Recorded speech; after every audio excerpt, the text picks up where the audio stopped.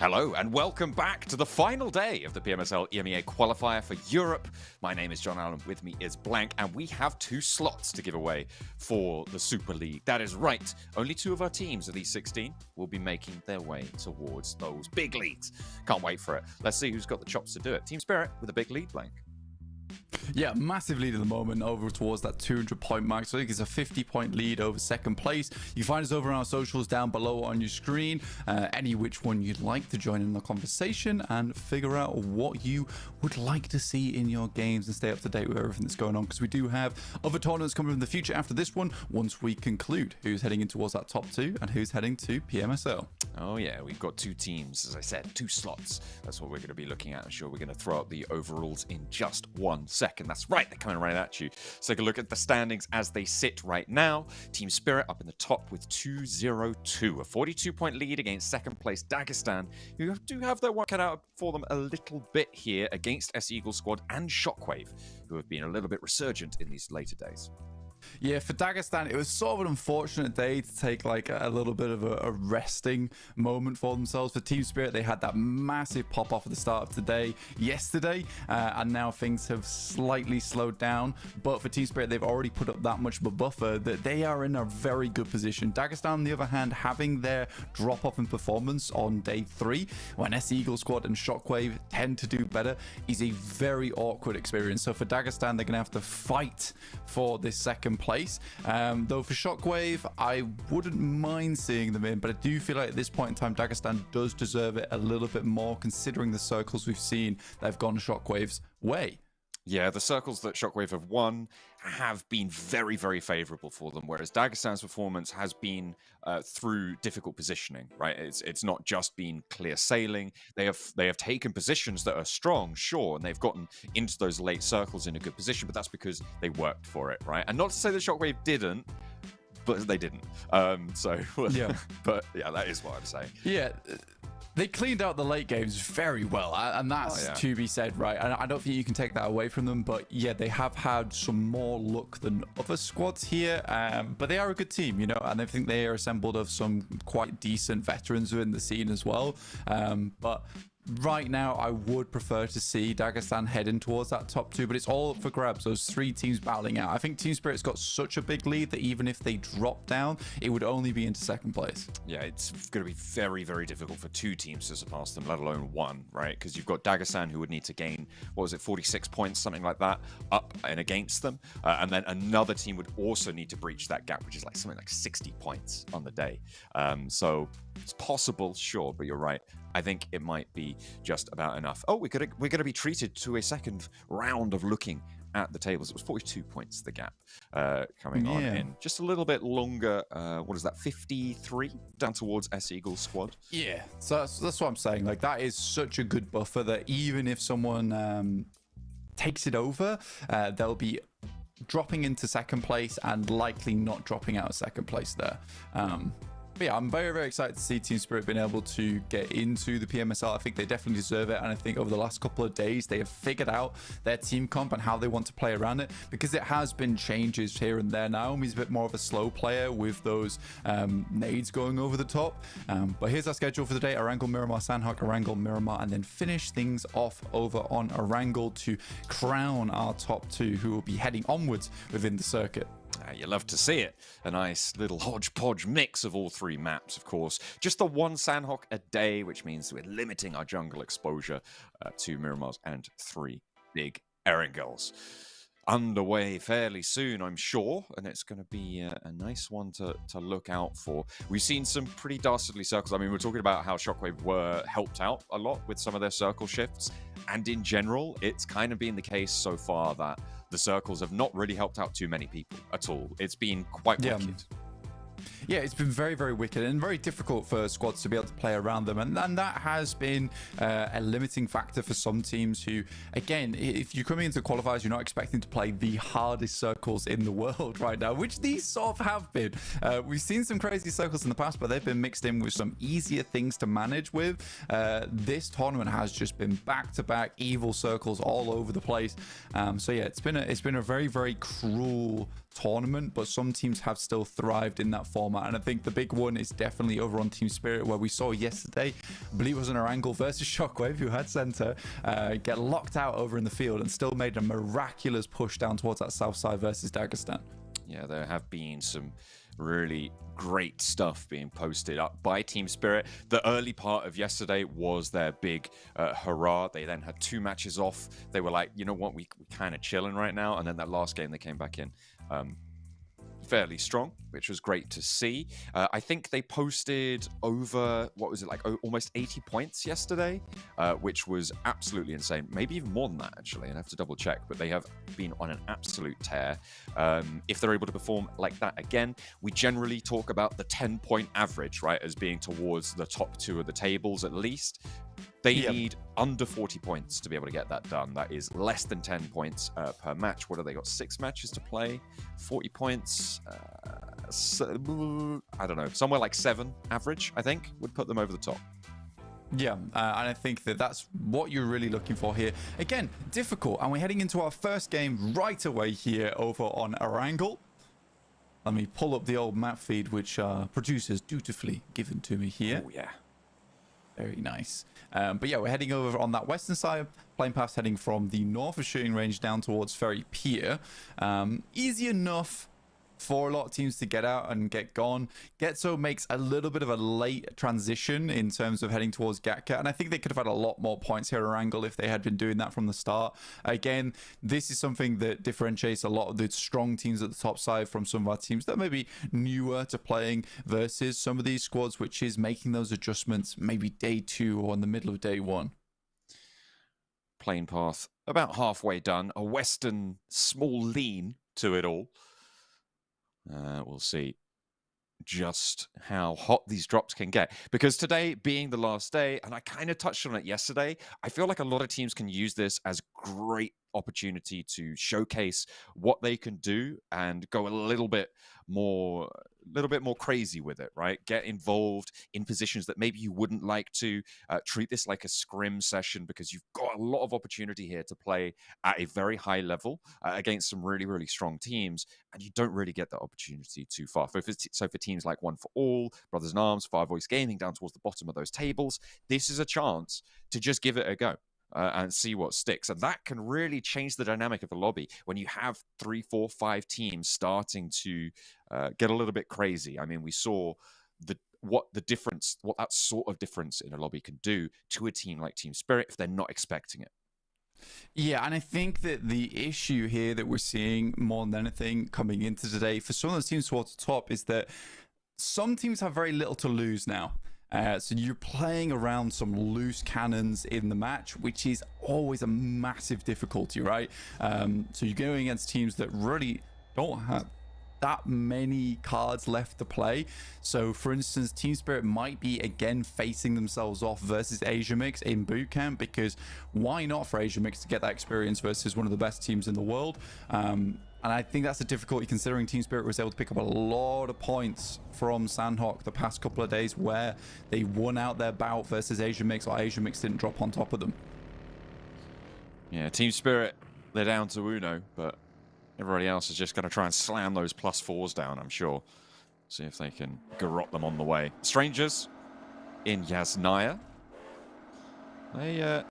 I feel like we've been seeing the Strangers in late circles fairly frequently, and to be fair, they're up on sort of the high end of that central pack, right? 103, 5th place right now. A bit too far away to be in with a hope of qualifying, but still in a decent position, and in these late game circles, they seem to have a bit of a presence. I think Monkey has been particularly aggressive in his positioning and has been fairly successful.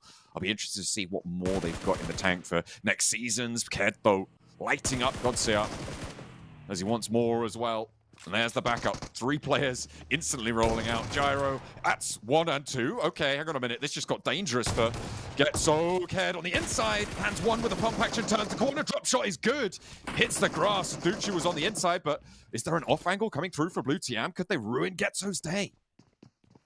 This is incredibly aggressive early on from GETSO, but again, for Blue TIAM DX to get into this position, GETSO is under pressure now. They currently do have 4 players still in play, if not 2 down.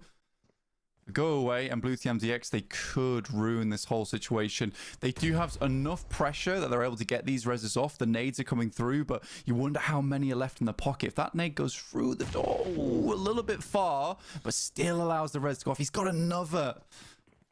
Oh, not a re-knock either. Oh, actually it is onto Ked. Ked repositions at the wrong time there. That is unfortunate. Now 2 players still on the inside. Full HP for Morris. The Bison, almost a perfect weapon for this scenario as well. Early stages, armor's low. They're going to be going for the spray down. A lot of ammo in the back pocket on that magazine as well. Morris, maybe spoken up the door here. Not glad has got the nade. There's a DBS in the wings as well. Reload is in. They can't get these reses. They're under too much pressure. Steps out. Ked goes down. Go away. Making his way in. There's 1, there's 2, and they are both out. Bad timing on the jump out as well with the nade that comes through. Does a lot of damage to Morris, but more damage to their teammate. Goodness me, that is upsetting to say the least for GETSO. After they found that position in Gatkir, and again, this is what I'm talking about. It's loose cannons in the lobby now. Blue Team DX realized they've got really nothing left to give up, and GETSO is on 98 points. They could have had an incredible run today, right? That is possible considering what we saw from Team Spirit yesterday on 60 points over 3 matches. But I just don't think other teams are going to let them get away with it. I think you need to be towards that podium spot to even have a real good go at it. We're talking Shockwave, S-Eagles, and Dagestan. Maybe Strangers can get a chance here considering they've had some strong moments before. Yeah, from their Yasnaya position right now, though, they are in a bit of a sticky situation. They should have a couple of rotates available to them. Stalber is under pressure because Big Baby currently holds that position up on the top of Stalber, so it wouldn't be a simple rotate for Strangers as Blue Team get more pressure put on them. 17-15, they find the remnants of this fight. The scrap that's been going on. A nade in for Tornado. I think this should just be... No, he's going to hop out, hop away from it. Wants to peek the corner. It's not going to go well. 2 players facing you down. But yeah, Strangers, they're going to have to either rotate north of the lake by Yasnaya or send down through that Potato Hill area. And neither is really a good option right now. Maybe the north rotate is safer until Big Baby make their move, which they probably got another 20 seconds before that happens. 20 seconds isn't always the longest amount of time. And I think for Big Baby, they do have a decent rotational path over towards that north side. Heading through over to shooting range into this circle itself. West side of the map is definitely a very different beast entirely for teams to be playing in. I'm just looking, yeah, I was going to say Monkey. I'm surprised I didn't see his name in the elimination feed. He was going super bold, and actually Shockwave held out towards the gas station on the north side of the river. They waited for that cross from Strangers, and they picked up a point for it. That slows Strangers down. I don't think that was the right rotation to make. I feel like that north side would have been slightly safer for them.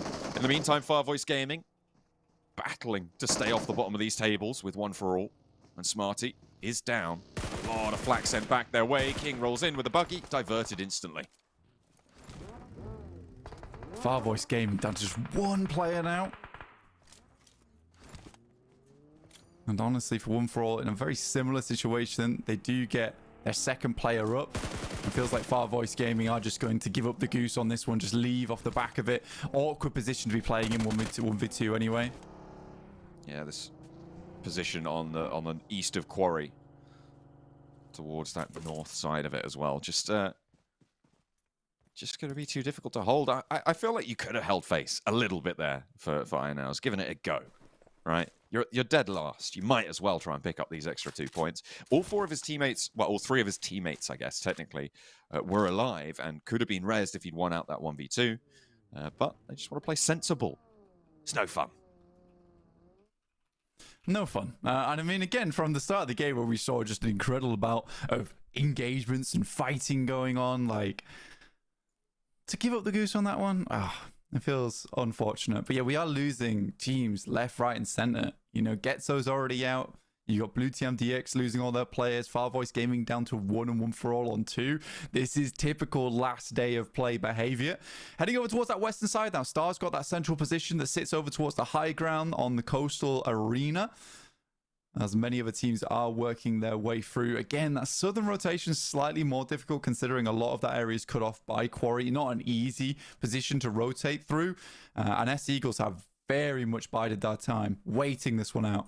Their play is very slow from Primorsk now, and I feel like now is the time where you need to get fast, need to speed it up a little bit. They are resolutely sticking it in Primorsk for the time being. They're going to lose a lot of time, a lot of real estate in the middle. A lot of other teams are going to push their way in instead. Strangers, they are in a parallel rotation with 88 Academy right now. This is out to the west, well, actually nearer to Ruins now, as they managed to get a little bit further on. Shockwave just on the north side of it as well. If Shockwave can pick up a couple more points, they can start their run towards Dagestan's marker. Dagestan on the north side of this central group on the next circle in a decent spot here. They are looking to try and take control. There's a mound just a little bit further south of them, maybe looking to put pressure onto Star there. Yeah, again for Star, they are in that spot that's very highly coveted, right? You know, and they're going to have to hold that like a dragon and blast back any players that try and get close to them, beat those wings a little bit, because it is very much a position that people would like to play. Dagestan taking the slightly less wanted position over towards that northern side, but certainly does gives them a modicum of control over towards the circle, which is nice to see. Meantime, this is Strangers versus Shockwave, who have come in on that western side. A lot of confidence given to Shockwave over the past couple of days, and they're definitely swinging some of that confidence around in these games. Plenty of it. That's for sure. You got to stay far away to avoid that swinging confidence, you know. It's a it's a real wrecking ball. Or maybe a pair of wrecking balls. Oh my god. Potentially. Could be. You never know. There's 4 of them. Miley Cyrus could never. Yeah, so Strangers here suffering. And it's not a good game to start out for Strangers if they wanted to go for that mega chase. Again, we are sort of counting Strangers out at this point in time. There was that world where it might have happened. I mean, it would require Shockwave, SC Eagles, and Dagestan all to do badly today. But I think all of 3 of those teams will be playing fairly safe. Fortunately, there's nades coming through, and this is from 2 players from One For All. That's another nice nade, should take down OMG. Now we're in a 2v2, and One For All is not letting up here. It is a 2v2, but one of these reses is coming through. Until that happens, it is a 1v2 almost, but they have managed to get it in. Now 3 versus 2. They're launching on in. They do not want to waste time here. Rolex can't get the nade out the window. That could have been huge onto them. A little shoulder catch there. King has third parties to worry about. Where's that coming from? Across the way. OMG is bleeding out all the while. Rolex peeks out, wants to spot, will find Black. Spray on the corner, not connecting for King. And it is going to be the Eagles to stay alive on the south side. Their rollout from Primorsk slowed down, but they're not out of it just yet. I mean, for S Eagles, there's been a lot of fights where we see them get into these types of engagements and lose 1 or 2 players, even 3 of their players on a knock, and they still drag themselves back into it. So very messy team when it comes to engagements, but tend to come out on top a lot. Here's 8 Academy versus Big Baby. Big Baby's had a long rotate in. Remember, they took that northern rotate, and 8 Academy seems like they've been waiting for them this entire time. Overlaid. Nice angle from him, though. Not anymore. Never mind. He's just eating a nade from Ragnar. He was so preoccupied. Oh, the tire on this buggy. It's pristine. I love it so much. And then he just turned his back to where the enemies were coming from. And in general, that's a bad plan in PUBG Mobile. You do not want to show your back to the enemy. Just like tires, you have to tread carefully. Oh. Haha. So, hey, Academy, that was actually a good pickup. I like the way they played that one out, holding on that northeast side to make sure teams couldn't roll in, because I think they realized they were one of the first teams to that position, and surely there was going to be squads coming through from either Severny or Northside Yaz to take up that spot. But Ban, in the meantime, just completely checks out the game over towards the north side of the map here. Dagestan still holding that cross.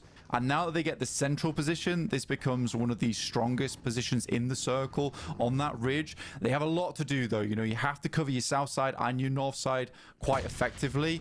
You do have some cover from the west, but you are playing on that coastal edge. It's still something you need to watch. Shockwave, though.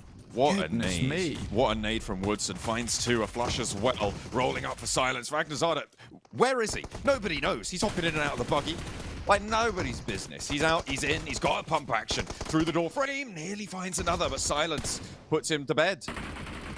It's sleepy time for the majority of Shockwave here, and that is disastrous on the eastern side. Their chase may be done and dusted. The Eagles with a chance, but they're rolling up into the firefight with, who's that star? I think Team Spirit have an off angle onto this. Shoom pushed up the stairs, and there's backup coming through out the back door. And Team Spirit, they're pushing it on the south side. Look at that third-party position from Team Spirit. Yeah, there's no reason not to here. This is a very aggressive push from Team Spirit to get in this early. Again, this fight hasn't really started in earnest, and Star can still take shots from the outside. In fact, Star's fully disengaging. This might have been slightly too early from Team Spirit, but they were on the edge of the circle, so getting up here now is not a bad idea. S-Eagles forced into one building right now. And Star was a little bit lackadaisical over towards this south side, giving teams room to get in and had to quickly reassess. Circle pops down south, keeps a lot of that swamp ridge line. You can see just to the east of KONINA Power, at the moment Brothers in Arms are taking control of it. That is a really powerful position on the east side of the circle, but leaving it can be a really, really tough task to get over that lip, especially with where KONINA Power currently play. Asia Mix may cause trouble there. From the south side, 17-15, kind of holding off all these teams in the south. I think this next move from the south is going to be really, really troublesome. At the moment, Star Esports have the only viable position on the south side. Yeah, I think for Team Spirit, it might even be a case of possibly disengaging here. Now, I do worry for them because I think Team Spirit's that type of squad that if they get one knock, they're going to try and see this through to the end. We saw that go not their way yesterday as soon as they held on for so long down towards the south side of Everest, and S-Eagles themselves were actually able to get in. That was almost a great nade. I think he was just behind the crate. Yeah, he was inside a door frame there, but it's not going to matter. The rest of them just rolling on through. This is good stuff from Team Spirit. Their utility usage, I mean, it is just at that next level. It is indomitable when you give them that sort of utility. You can see 5 nades in the back pocket for effect still as well. It's just going to go so well for them. They can clear those angles so effectively. They are so coordinated with it, and that is what is setting them apart right now. Yeah, Star let this happen as well. They didn't really want to get too involved, so they allow the boys from Team Spirit just to roll on through. Here's Asia Mix versus KONINA Power, and it's all popping off. And with stage 4, 9 teams, 33 players. Very, very quick game here. Again, not a huge amount of positions available, so you can sort of understand it. Nade goes through, Kaya goes down. This is from Brothers in Arms on the sidelines, just tossing those nades over the top, mortaring this position.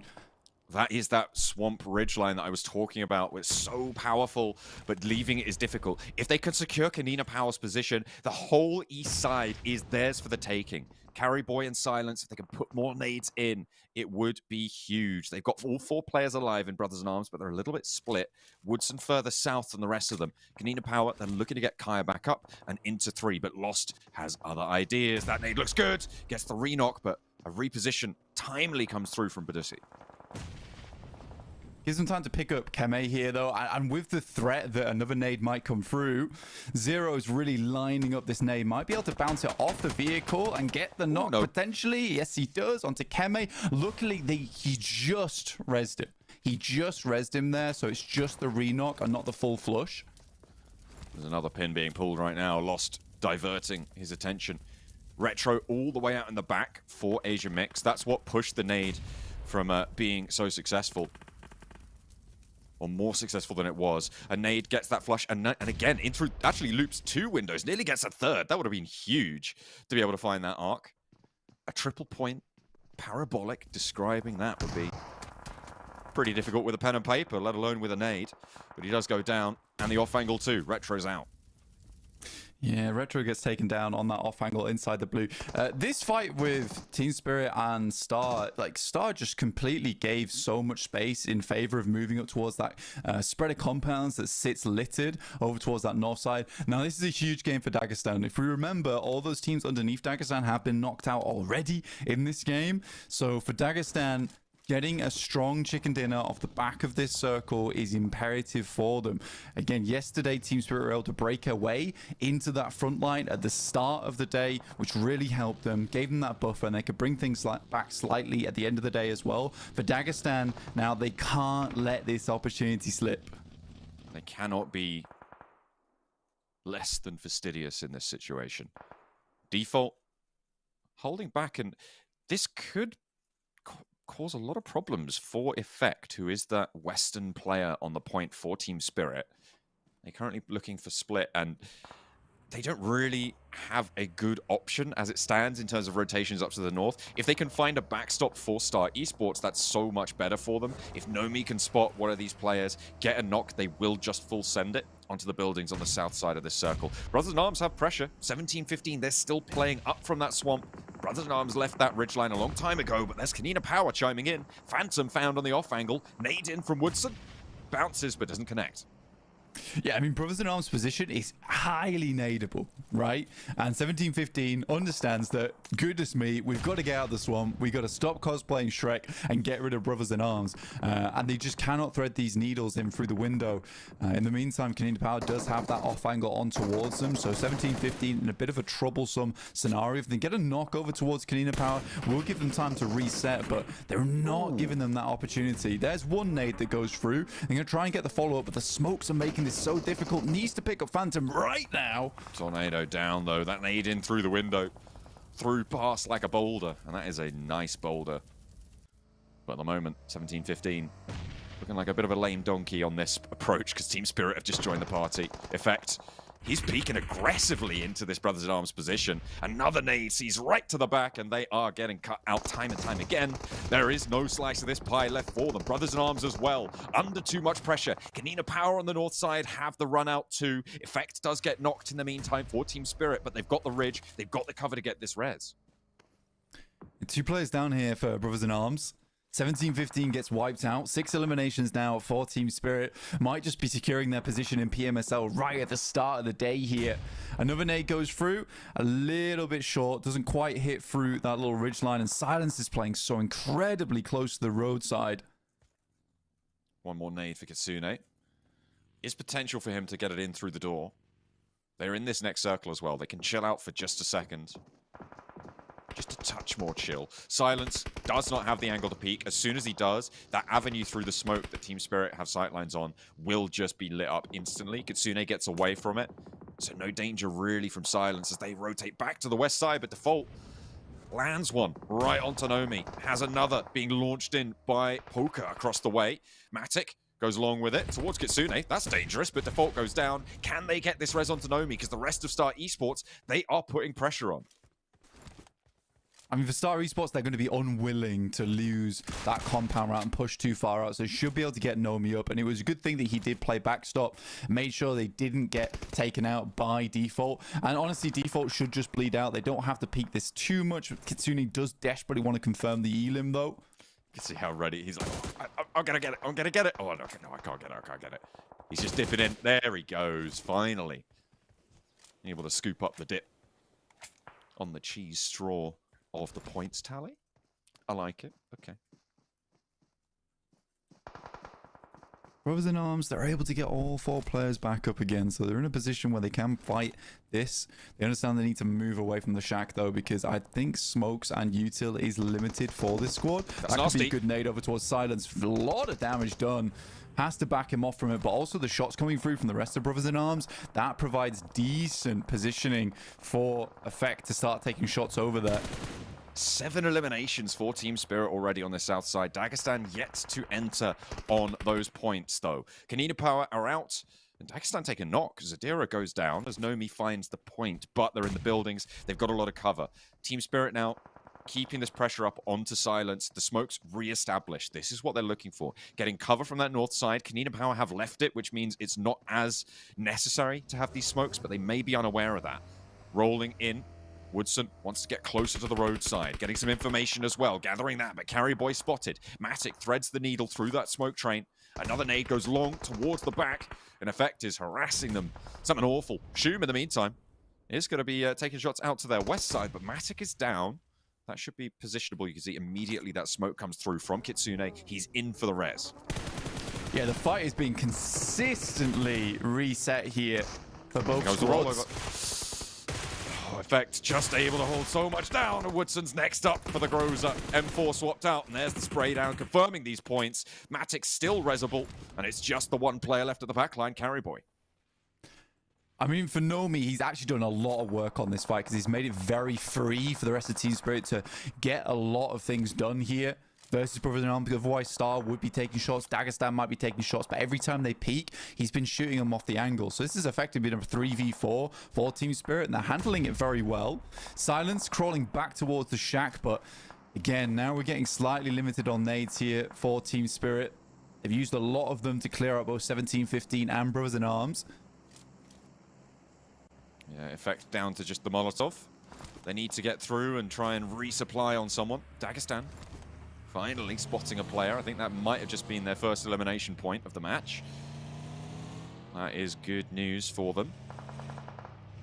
Effect slowly creeping more information, more control in.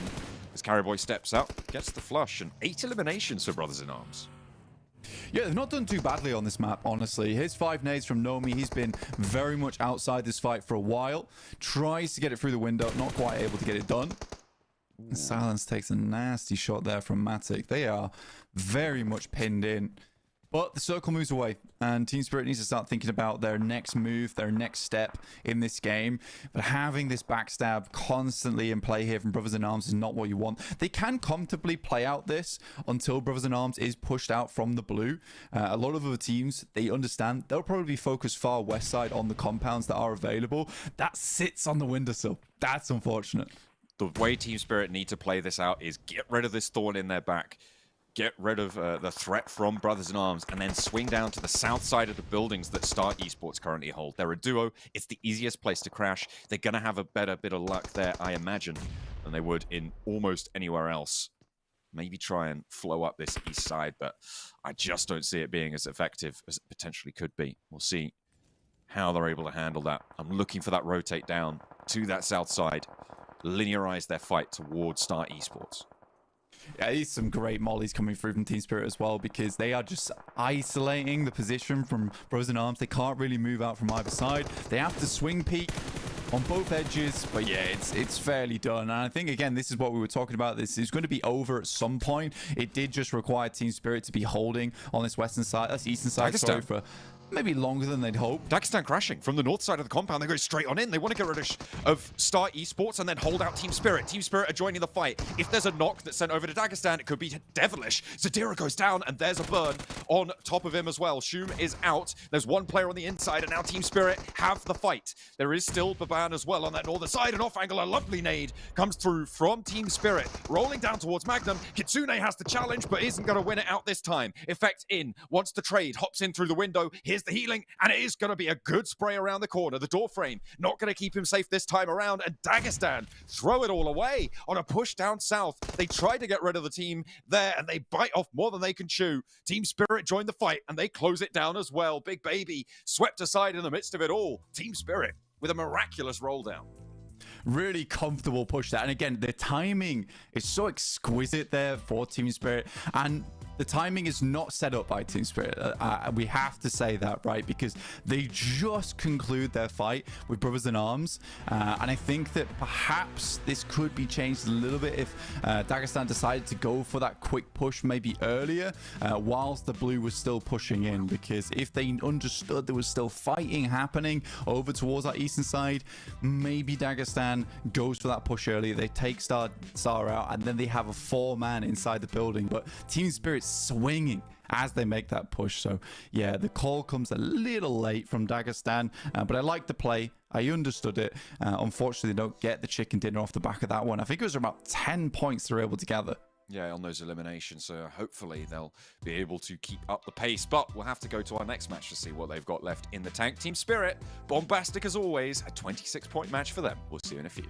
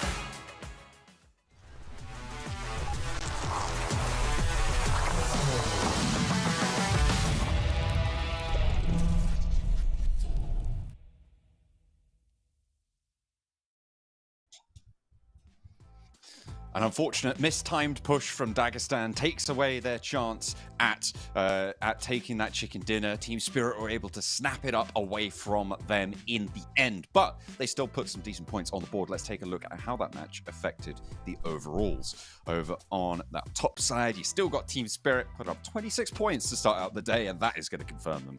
If it wasn't confirmed before, I'm almost certain. 170 points now for Dagestan, and they have a 19-point lead against the Eagles. Yeah, I mean, for S Eagles, it's 70, well, 80, let's put it 80 points that they'd need to gain profit today to go over Team Spirit. So it's just not happening. For Team Spirit, they have taken that first place position, if not a second place if Dagestan can do something, but highly doubt that as well. So for Dagestan, now it's just them fighting out versus S Eagles squad and Shockwave. Luckily for them in that last game, although they did only get a few points, it was still sizable enough that it was all profit over those teams underneath them. So that's good. That is good for Dagestan. Now they just need to keep it up because they're really the only ones fighting out against all these other squads in the lobby. Yeah, they have managed to keep up the pace. They got 10 points on that last match, which sits them at 170 now. Eagles were able to do a little bit, but not really as much as maybe they would have liked in that game. And that lead will just continue to eke itself out for Dagestan. For Dagestan, there right now, if they could just put up 6-7 points per match, I think that's going to be almost impossible for the Eagles to try and catch up to them at this point. If there is that big standout game, right, which we know that is possible for the Eagles, or maybe on the outside track for Shockwave, sure, then maybe you change your tune. But for now, I think it might just be consistency is the name of the game for Dagestan. Let's see if they can keep it nice and calm here on Miramar as we're on a south side plane. Yeah, from Minas Al Sur up towards basically Impala. So I think for Dagestan, like you're saying, it's just a case of playing the safe game now. Around about 8 to 10 points per match is all you need. And I think that once you're given the opportunity to kind of play a very different style where you're no longer trying to strike out, get a bunch of points, you're literally just playing to stay ahead of that team underneath you.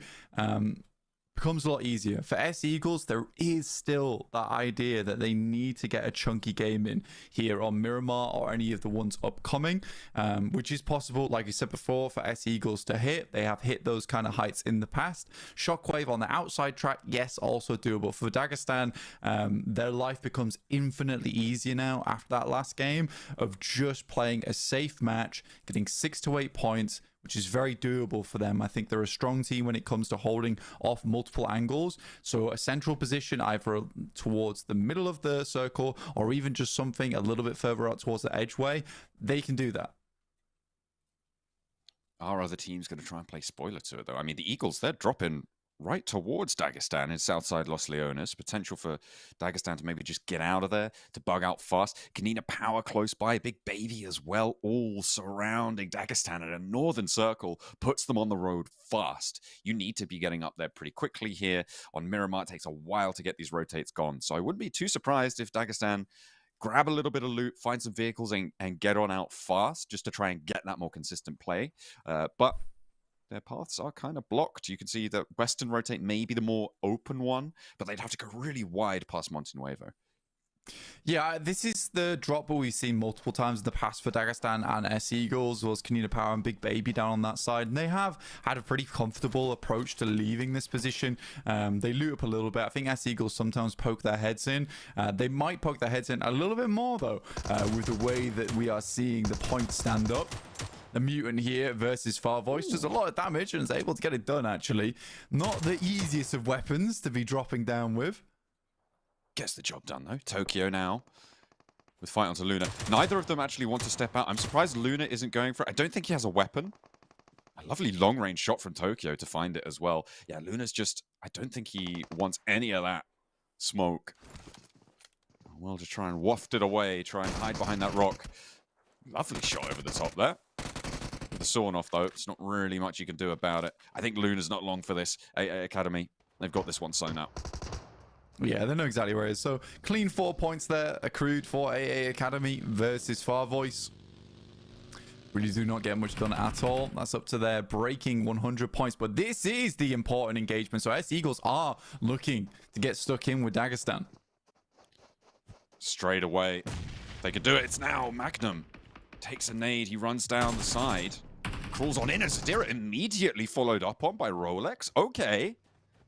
He's changing the tune. This is one of the games where the Eagles are switched on, right? They are ready for this fight. Unfortunately, not switched on enough to get away from Shifu, one of their MVPs on the roster, but Rolex has cover. They're all on the inside and should look for these reses. This is pretty bad news for Dagestan, right? If they can get the res onto the Eagles, this chase is on. Yeah, for Dagestan, impossible to get those two players back up, and they just have to start playing as two. Really unfortunate that it is just versus S-Eagle as well. They are coming actually in here. I think they're trying to confirm something. And S-Eagles are looking to leave. Zadira's in the car. Ooh, this might be a getaway of a century. I mean, to be honest with you... Uh-oh. Oh, yeah, it's not happening. Shifu cannot cover it. I mean, it was a smart move. I did like the way they tried to play it out there, but now it's just Shifu on his lonesome. They could play on with 3, then yeah, the game maybe is doable. Either way, they either went down to 2 and had a bad game off the back of that, or they tried to confirm the res. The difficulty is that you're just giving more points across over towards S-Eagles there. So they'll be up to 3 elims at the start of the game. So S-Eagles now need to have a good match off the back of this as well, because they know that Dagestan is completely down and out in terms of getting points this match. So this is a real opportunity for them. Yeah, they started this match 19 points behind, right? They've now shrunk that to 16. And remember, they've still got matches to play. So profiting, as even if they don't overtake Dagestan, this is a threat. This is a major threat now for them. We were talking just before, right, about how Dagestan just need to be putting up over 6 points a match, and they should be fairly safe. They have now been denied that opportunity. Shifu alone, I mean, he's a good player, right? He's a pretty good player, and some would say the best player on this roster, and I think I would probably agree with most of those people. Still, as a solo in Miramar, I don't think he's got 6 points in the bag here. Yeah, there have been moments in the past where Shifu has played fantastically as a solo, and again, that is one of his big skill sets, is that as a solo player, he's able to play out these games for quite some time. But with such a northern shift, I mean, first of all, he has to get into the circle and go even further through pretty treacherous ground, because most teams will be on the south side. He knows that if he can get to the north side of the map, he's likely going to be able to find a position to play in towards that end game. But that's about it here. Here's Team Spirit up against players from Strangers trying to get in towards their compound, not able to hit the shots in the vehicle. It's just Kitsune as well. Yeah, they've done enough. They've all got a central position though, which is quite funny. Oh, look at that. Team Spirit. There's more of them. And this building being occupied does make the position dangerous. Kitsune giving them something to worry about. In fact, nearly goes down, but that is what you need. Matic hops out, gives them a little bit more security, turns his tail as well, and now they can get further on in, closer to Cruz del Valle, further up to the north, but Blue TIAM are already there. Potential danger in the road, in the path for Team Spirit as well. Cruz del Valle, seeming goal right now, maybe the hills around it. I think Shifu is going to be eliminated pretty soon. He's rocked up into Truck Stop, where currently One For All is playing. They must have heard the vehicle, and they're all just coalescing around him. I think maybe his hope was to drop over towards Truck Stop, which is on this southeast side. Oh, yeah. No. Gets down. Denies the point. No point for you. Come on. Give it one. It's One For All, man. You can give them a point. Give them a point. Why not? I'll give them a point. They're now on 49. They're officially now on 49 points. I'm not sure you have that power. No, I can definitely do that. All right. We'll see how it shakes up the tables. I'll talk to some people. I'll send some messages. Team Spirit up towards Cruz del Valle, and S-Eagles have to rotate in. Now, the big thing for Dagestan is they have to hope that S-Eagles gets obliterated on their approach, and they have been spending a huge amount of time down towards the south side, looting Los Leones as much as possible. So they should have a lot of smokes, a lot of util to push on through the circle here. But again, with that plane path, you are seeing a lot of teams sat on this south side. So a lot of the rotational paths in are going to be a bit awkward. 8-8 Academy. Moving near San Martin. Hacienda as well, just over to the east. No real threat from them just yet. Asia Mix and Star Esports. They're all the way out in the west, still quite close to Apozzo. You can see they're starting to leave now. A big north rotate for Asia Mix. I kind of like this, right? I mean, especially with the circle, it's going to pop If it goes up to the north, they have an excellent opportunity to move into those hills to the north of water treatment, right? There is currently no one playing there. The next circle comes through. If it shrinks there, Asia Mix have had a blinder, but unfortunately, it goes southwest, back towards Hacienda and towards Shockwave. Yeah, helpful for S Eagles too, because this doesn't drop too far away from their rotational path. This headed further north. Maybe it was a difficult position to play into. Big Baby might try and head towards some of the high grounds that are sat around Graveyard. One for all. Take some knocks from 17-15. King is in there. But there is rotates coming around the side from 17-15. Potentially stop this one. More pressure. Gentle. Up and into the fight. Getting that information. You can see just cresting the ridge, and Tornado sweeps down the hillside, and Black does not know what's hit him. No way to weather that storm. Smarty spray down, but one for all. Okay. They are giving a fight. They're giving an answer. Phantom does go down as well. 2 players on the headland with a reload. Might be able to find something around, but needed to find that knock then and there, but didn't quite get it. Gentle downhill, ready to seal the deal. 17-15. Nice way to handle that fight. Nice and fast. Yeah, it felt so on target as well, that spray down, but yeah, it wasn't to be. I think some of the recoil just went a little bit off kilter, so not able to get that incredible spray down on the top of the hill, which might have changed things for one for all. Sadly, 17-15 get out of there unharmed as we head over towards Hacienda del Patron. A lot of unplayable space towards the center here in the fields. Somewhere we might be heading later on, where teams might decide that it is better to play towards one of those barn sides later. Give themselves a worse position now for a better position in the late game. 88 Academy trying to carry Star Esports on their rotate in, but nah, you're not gonna catch that, unfortunately. Peachy just giving them what for. And they are still a little bit split for Star Esports, so potentially exploitable here. But Shockwave, they're entrenched in Hacienda, and why not? Star Esports have a little bit of a better position. Ooh, nice shots coming through from Peachy, and actually there was team fire coming in. Trying to isolate Semitana out on that western edge, and they've got broadside on this vehicle. A lot of ammo being expended here to try and get rid of this backstop position for Star Esports. KONINA Power trying to head dead central here. I said, this is what I was talking about earlier, trying to pick up one of those positions that is a little bit more difficult to hold, but, you know, might give them a strong position in the late game. See how well they can hold that one with 17-15 on their heels. Phantom takes heavy shots from strangers who've been holding in this compound for quite some time now, and S Eagles just approach towards that south side. Hops out, has to get to the rock cover there, cannot go any further in that buggy. It's smoking, and not in a good way. Over on the north side, a pickup for GETSO. I'm interested what Shockwave can do here, right? They're holding that mansion, that Hacienda del Patron, in the middle of this map. KONINA Power, you're right, they did put their foot to the floor and go dead center, but it feels kind of like they are going to put the dead in dead center in that position. Could be difficult to hold out. Yeah, it will be, and I think that their main hope is that a lot of teams around them are going to be taking shots at one another so they can play this out for a little bit longer. And as we do head further and further central, there's going to be a massive amount of teams that are stuck out on this western east side. Will be all brawling. S Eagles just slip in on that eastern side, heading over towards where currently we are seeing one for all. Sorry, we're seeing 17-15 playing. Made over, looks good, good seer as well, sprays down onto Lost, gets the flush instantly. The reload's there, and there's not really an answer from Asia Mix. An off angle found as well. Look at this, Go Away has such a great position as Godseer rolls over the top, and Retro doesn't know which way to look. Asia Mix torn apart there. Really, really great stuff coming through from Blue TIAM. A little barrel roll and trying to style it out. It's not going to work, unfortunately. Team Spirit, they're ready and waiting. Yeah, rocking directly into Team Spirit is very unfortunate there. GETSO on that north side alongside with Blue TIAM DX, but a great spray down from Blue TIAM DX.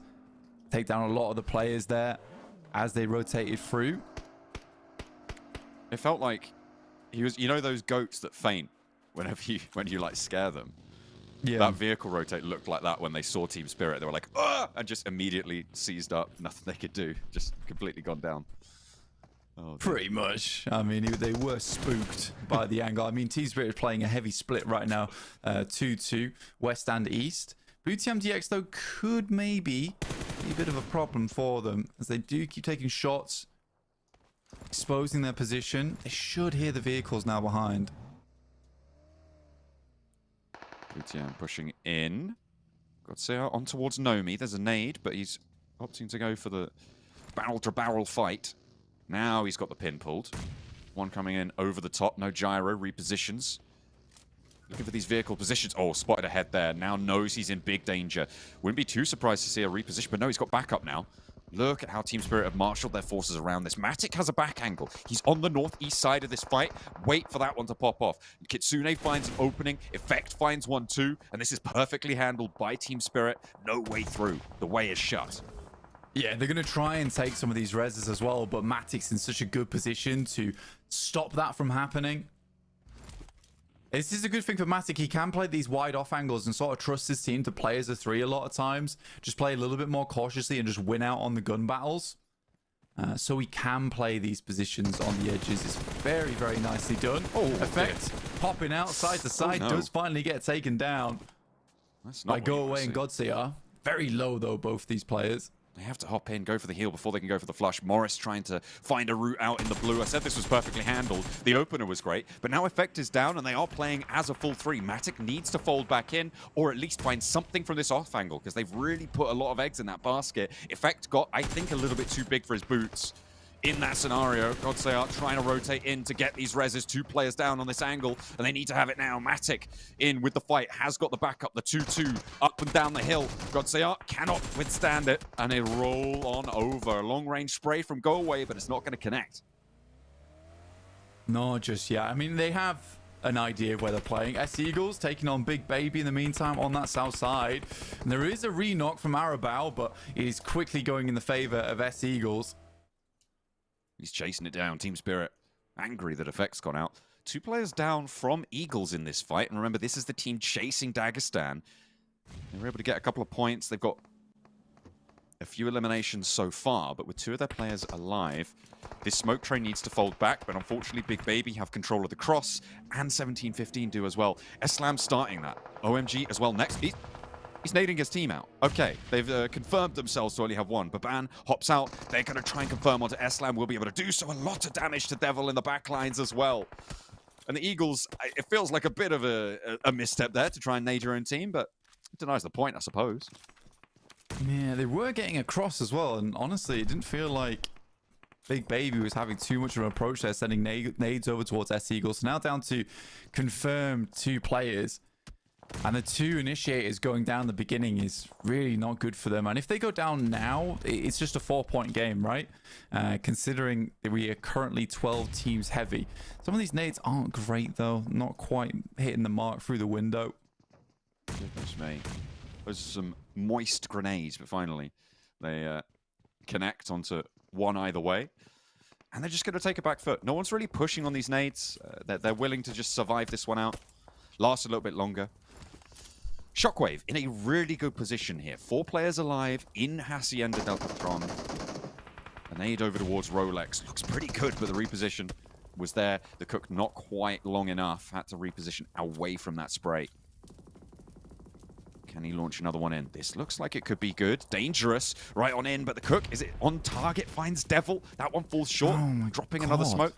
It feels like these are just getting wasted. Chucked in and no value. Yeah, I mean, the amount of nades that have hit the base of that windowsill are not actually fully gone in the building. I think if they had hit a double nade there, it would have been at least 1 flush. And now Big Baby looks to move in, and I have a troubling suspicion this is going to go the way of S-Eagles. Oh, they're only putting... Oh, Molotov towards the back. That's actually really huge. Devil has to run through it. So does Rolex. That Molotov was absolutely pivotal. Arabao gets lined up, but... there is the trade-off, and Eagles are down. There is that 4-point game you were talking about. No chance that they can pick up any more now. Shockwave have the chase. 8-8 Academy fight with Star Esports. This is all the way out in the west. Team Spirit, they're on 3 players, but they're waiting in the wings for this. Nomi on the high ground may be a factor in this fight. Just taking more shots over towards them. I mean, for S-Eagles there, again, they spent so much time looting in Los Leones, and realistically, they needed to get moving quite quickly, which leads them to having this awkward spot on the southeast side. And again, where the circle headed to, there wasn't a huge amount of playable space already in a circle like that. Shockwave currently holds Hacienda, which is an insane position to be playing in. So many sightlines, and it feels like it might be a Shockwave game again. It is one of those, isn't it? It feels like it's going that way. Although it is difficult sometimes if you have teams starting to move in on multiple fronts to hold Hacienda. Team Spirit, they're taking shots away though. And Shockwave know about it. They know that they need to keep people at arm's length. Northeast side, GETSO and Strangers is heating up there. GETSO, they're taking the fight, but not so successful there. They've lost one of their players on the northeast side. Neither team in this next circle. As another knock goes over towards GETSO. Team Spirit, they're biding their time. They don't need to go fast on this. Nomi on the high ground has somewhat of a threat underneath him, but should be fine as GETSO take another knock and a flush. Yeah, Stranger's able to deal with that one. 4 elims for them. To 5 now. Yeah, Team Spirit pretty low on supplies. Would like to clear out both of these squads, and both squads are injured. And they have the man advantage of just one, though. They're not a full 4-man squad.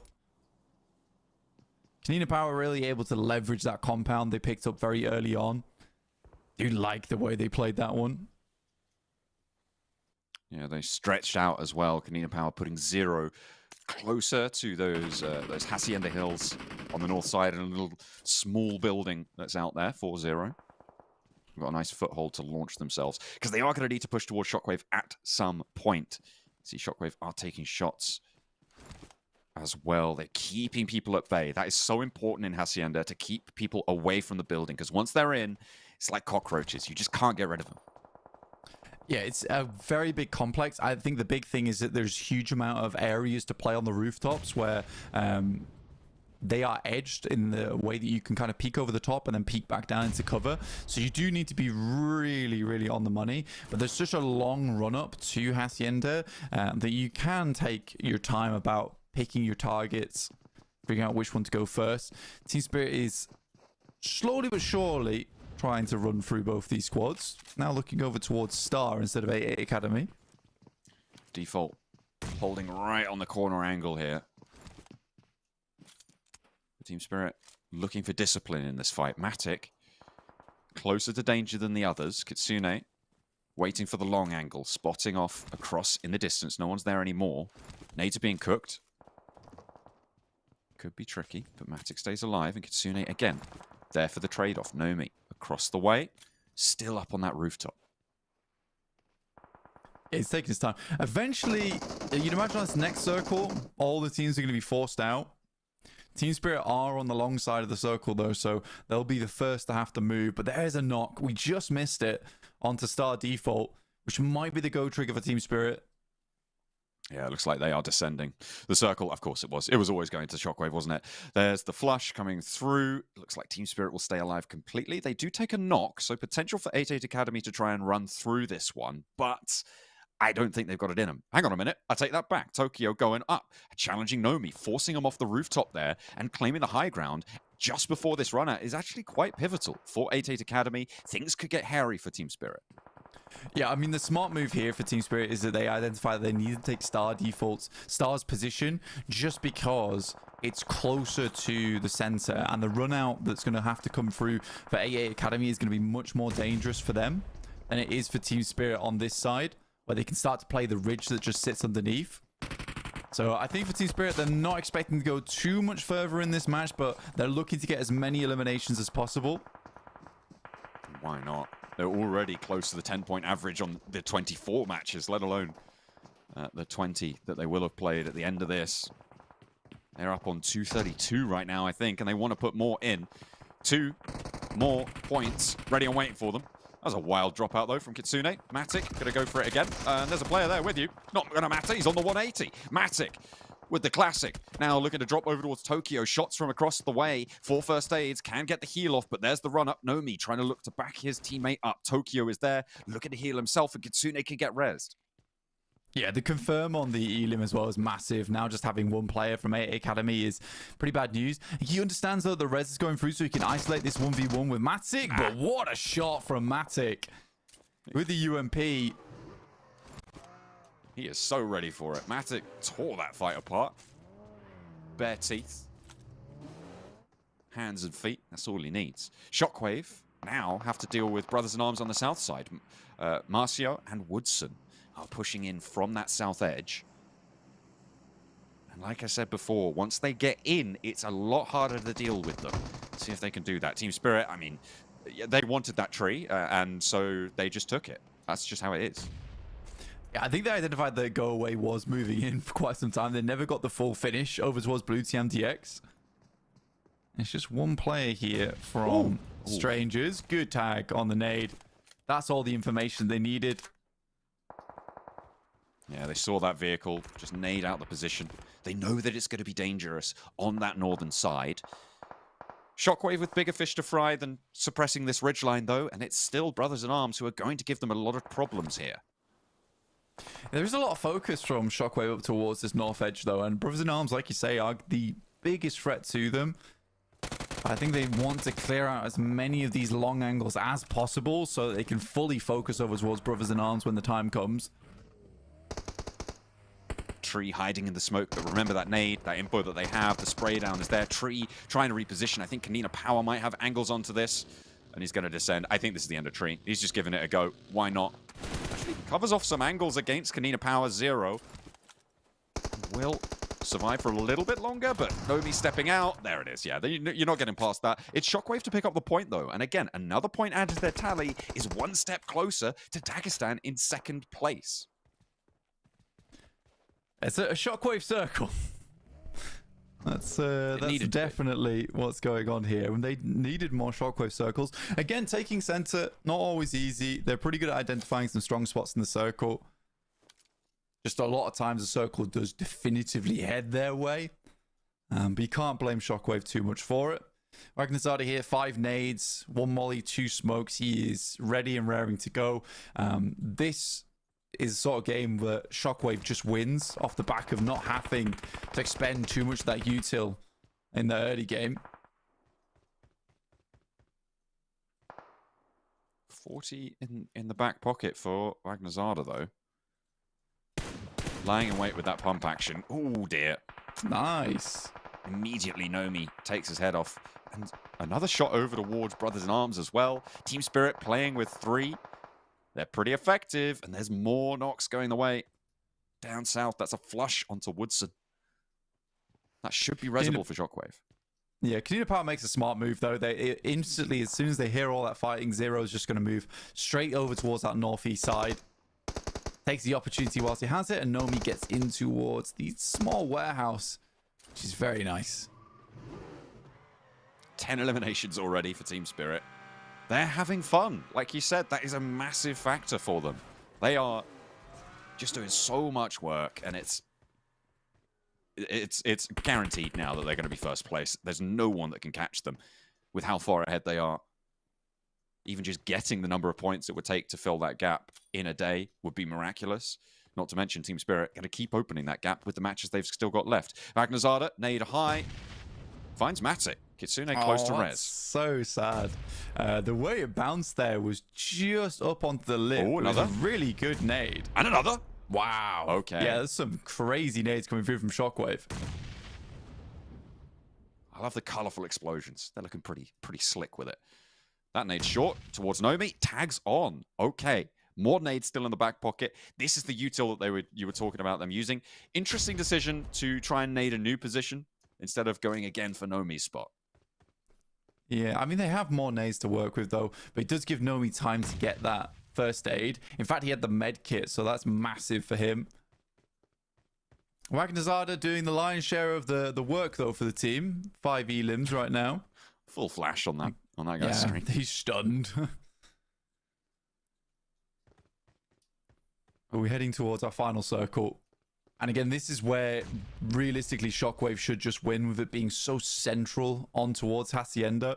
Everyone has to push into them, and they've got sightlines galore. Interesting, though, Shockwave have used a lot of nades over towards Team Spirit, right? And Brother in Arms position, it's sort of this tiered step-up position that can get towards Hacienda if you can progressively hop up, but they're taking shots out wide as well. And unfortunately, Brothers in Arms are taking another knock. They'll need to res that up before they can go for a push. Kitsune are still playing as 2. Sorry, Kitsune? Team Spirit with Kitsune is still playing with 2 as Nomi backs him up.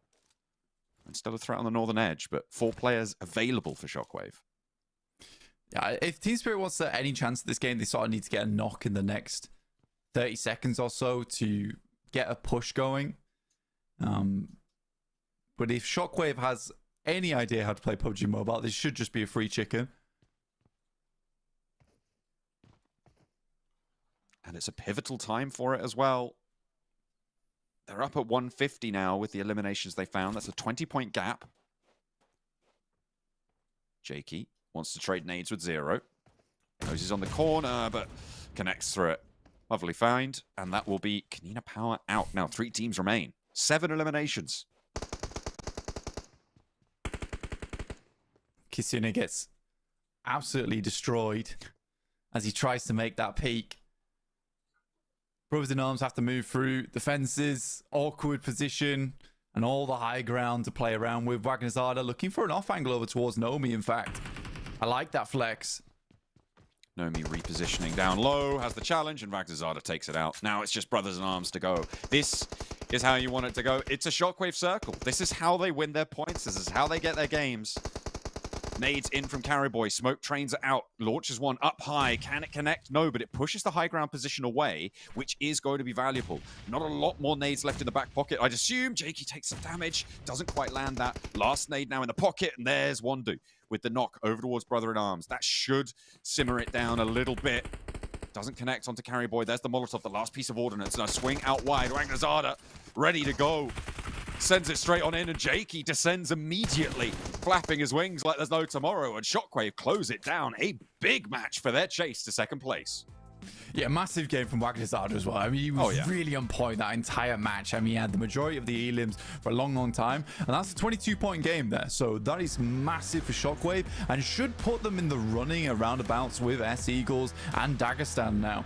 So another team enters the mix, and Dagestan's life gets a lot harder.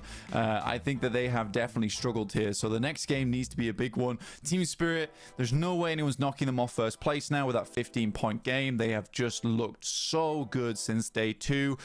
Some changed. I think it was a case of learning how to play within their new roster, which is a bit more aggressive, taking names around the lobby, just taking fights when they want to, and it's a bit quicker as well. So I like that from Team Spirit. And again, sometimes having just one new player on the team can change the whole dynamic of the squad.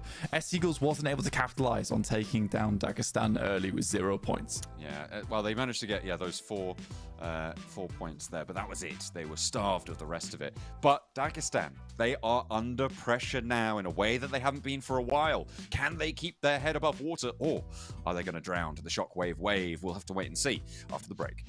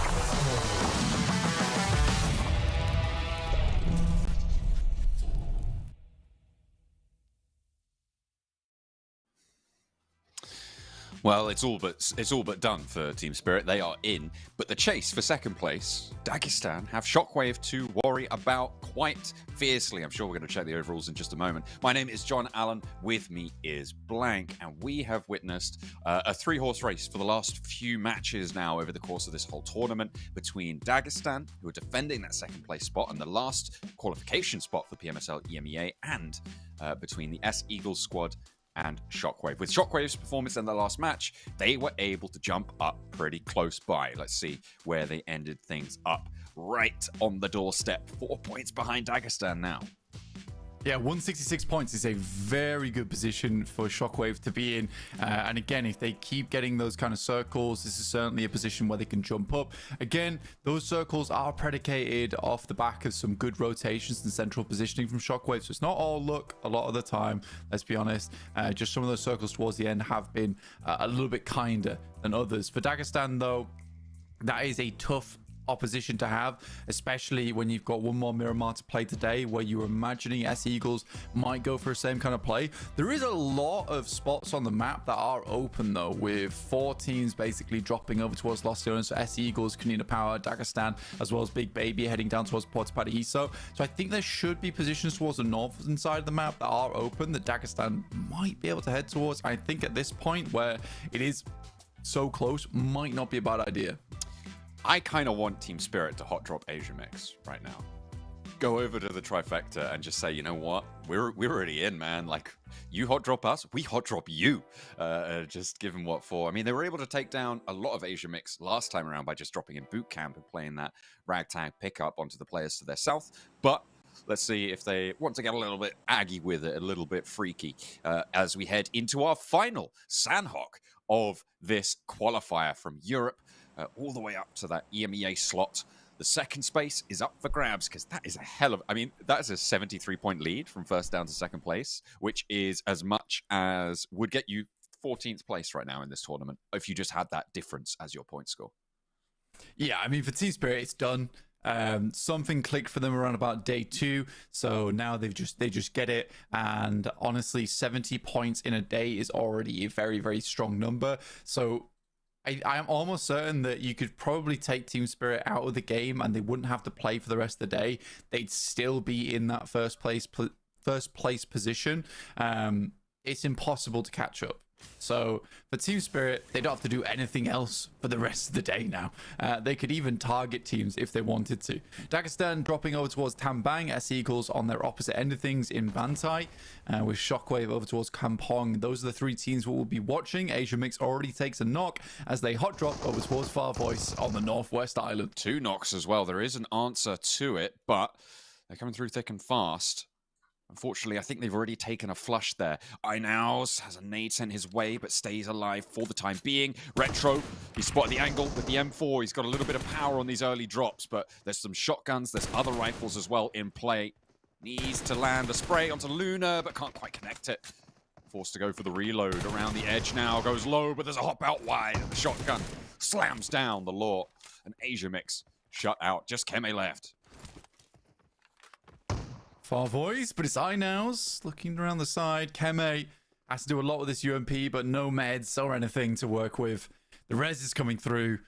I think FARVOICE might have just won out this fight against Asia Mix, who have not been the same since that one little engagement they had with Team Spirit in boot camp where they got completely locked down as a fort. Circle over towards that eastern side, so both S Eagles and Dagestan will have to move in. Shockwave are controlling Kampong and Lakawi quite nicely, though. Spray down. Keme still trying to heal. Not going to happen. You're done, Zo. Asia Mix out from our final Sanhok. They have 3 more maps left to play today.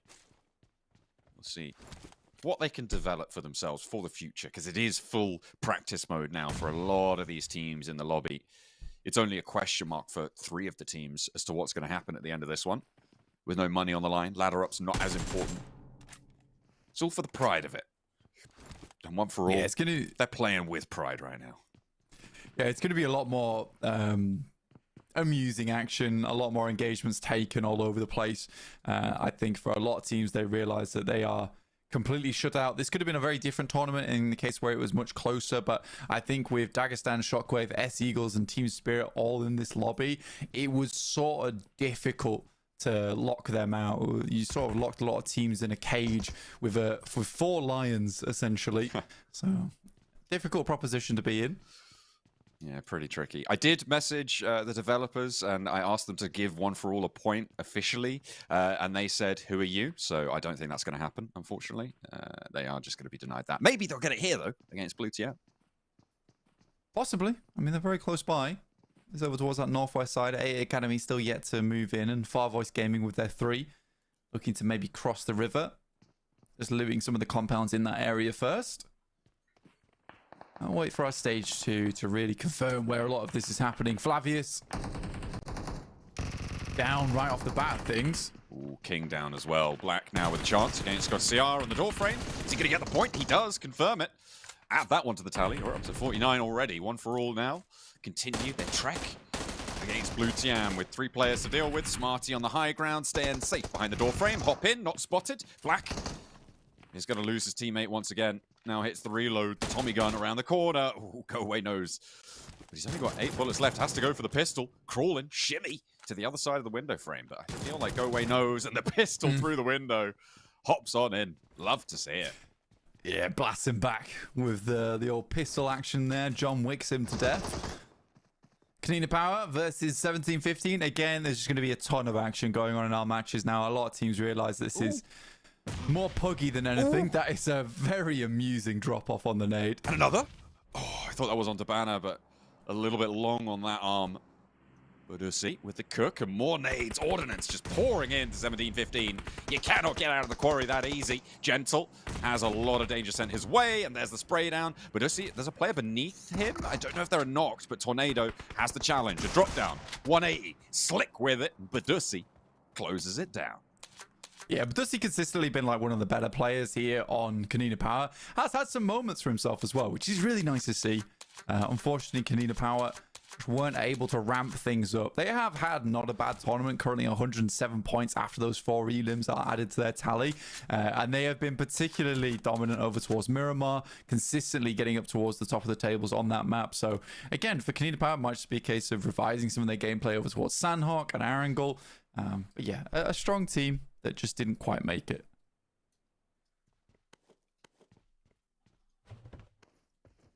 Eight Academy. They're still entrenched over on that northwestern side. They're picking through the remnants of the fight between FARVOICE and Asia Mix right now, and they are slowly moving their way south. Yet to make it to the island, the only team yet to make that move. Actually, no, wait, Big Baby still just between Sami and Bantai. FARVOICE, they are picking up the pieces from their scrap. They were able to keep 3 of their players alive, I believe, and they will be getting on with things. Luna pretty low, but we'll be able to pop those bandages on. Pretty low on supplies there, it has to be said, for FARVOICE. They're not going to be too happy about that. No, not at all. FARVOICE just gone from bad to worse on their side of things, but they're still taking names, taking shots over towards Brothers in Arms. Marcio goes down for him. Almost shifting into stage 2 now. Most teams are in the circle. Dagestan got slightly ahead of Brothers in Arms. They've headed over towards a position on the north side of Quarry. Team Spirit do take a knock, but I think that should be resable. Effect is close by enough to Kitsune to go for that res. 8-8 Academy, can they take that opportunity to push the back of Team Spirit? Doesn't look like they're going to be able to just yet. The rest hasn't come through yet. Big Baby, they did take off from Bantai, I think all the way on the south side. They're rotating around. I'm not entirely sure which direction they're going. It would be crazy to go north, so I'm almost certain they're going to go past docks on the southeast side. We'll see them pop up soon. Dagestan, very central now, right? They're pushing into a center position. Shockwave a little bit further out on the edge, close to the Eagles, so potential for that southeast side to come to a head and really define who has a chance of overtaking Dagestan. Yeah, it took a knock as well there from KONINA Power. We're able to res it up. There is compounds over towards that north side, which are pretty priority. And because they were able to slip on through past quite a few teams like Brothers in Arms and FARVOICE Gaming, they might be able to get themselves into a strong spot early in this game. KONINA Power still taking the fight. Star Esports slowly trekking their way towards one of those junction compounds on the north edge. Team Spirit still on the south boot camp split. Those hills, that high ground, they don't want to give it away just yet. They can still control 88 Academy going for that crossing. KONINA Power, this is the team that's been giving a lot of trouble towards Dagestan, but they've taken a knock, and the Eagles are here to play.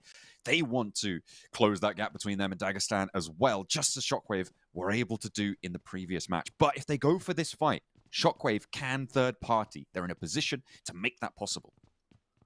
Yeah, there's a lot of backstab potential here onto S Eagles. Perks is in a really dangerous spot where if S Eagles just peek over the top side of the hill, he's the only player up there. The rest of the squad is down towards the compound that sits on the roadside. So he's just providing a little bit of cover towards the back end of things. He did get a teammate that rotated up to assist him. You can see him there on his north side in Kaya. Big Baby, they tried to go for the botation, but SHOCKWAVE have caught this. And SHOCKWAVE, they were in a position to third party, but they spotted 4 points out in the ocean, and that is the gap. That's the gap between them and Dagestan, remember? With 4 swimmers, if they can pick these points up, they are dead level. I think Dagestan win out on the tiebreaker with them able to get a couple of chicken dinners on the cards. But SHOCKWAVE adding another one. Hang on a minute. No, I think... Actually, with SHOCKWAVE taking that last chicken dinner, they would win out the tiebreaker. They've already found 2 of these points. Can they get the other 2? Yeah, I mean, for SHOCKWAVE, they've had plenty of chicken dinners during this tournament with the amount of times they've had center. Arabelle taking a lot of shots there. Blue will push them in. They did get the knocks through as well, so get the confirm on the flushes. Good to go. I think they realized the blue should just do the trick. There's still one more out in the water, though. It does get taken. I think that's blue zone. Yeah, as you see, Baban goes down there, which leaves SHOCKWAVE only on the 2 eliminations, actually. Only the 2 points they found, but Brothers in Arms are here now. They've moved in. They heard this, and they've slinked their way up that east coast and into the watchtower. Unfortunately, they're all in the same exact position, which means that return fire, fairly trivial for SHOCKWAVE to enact.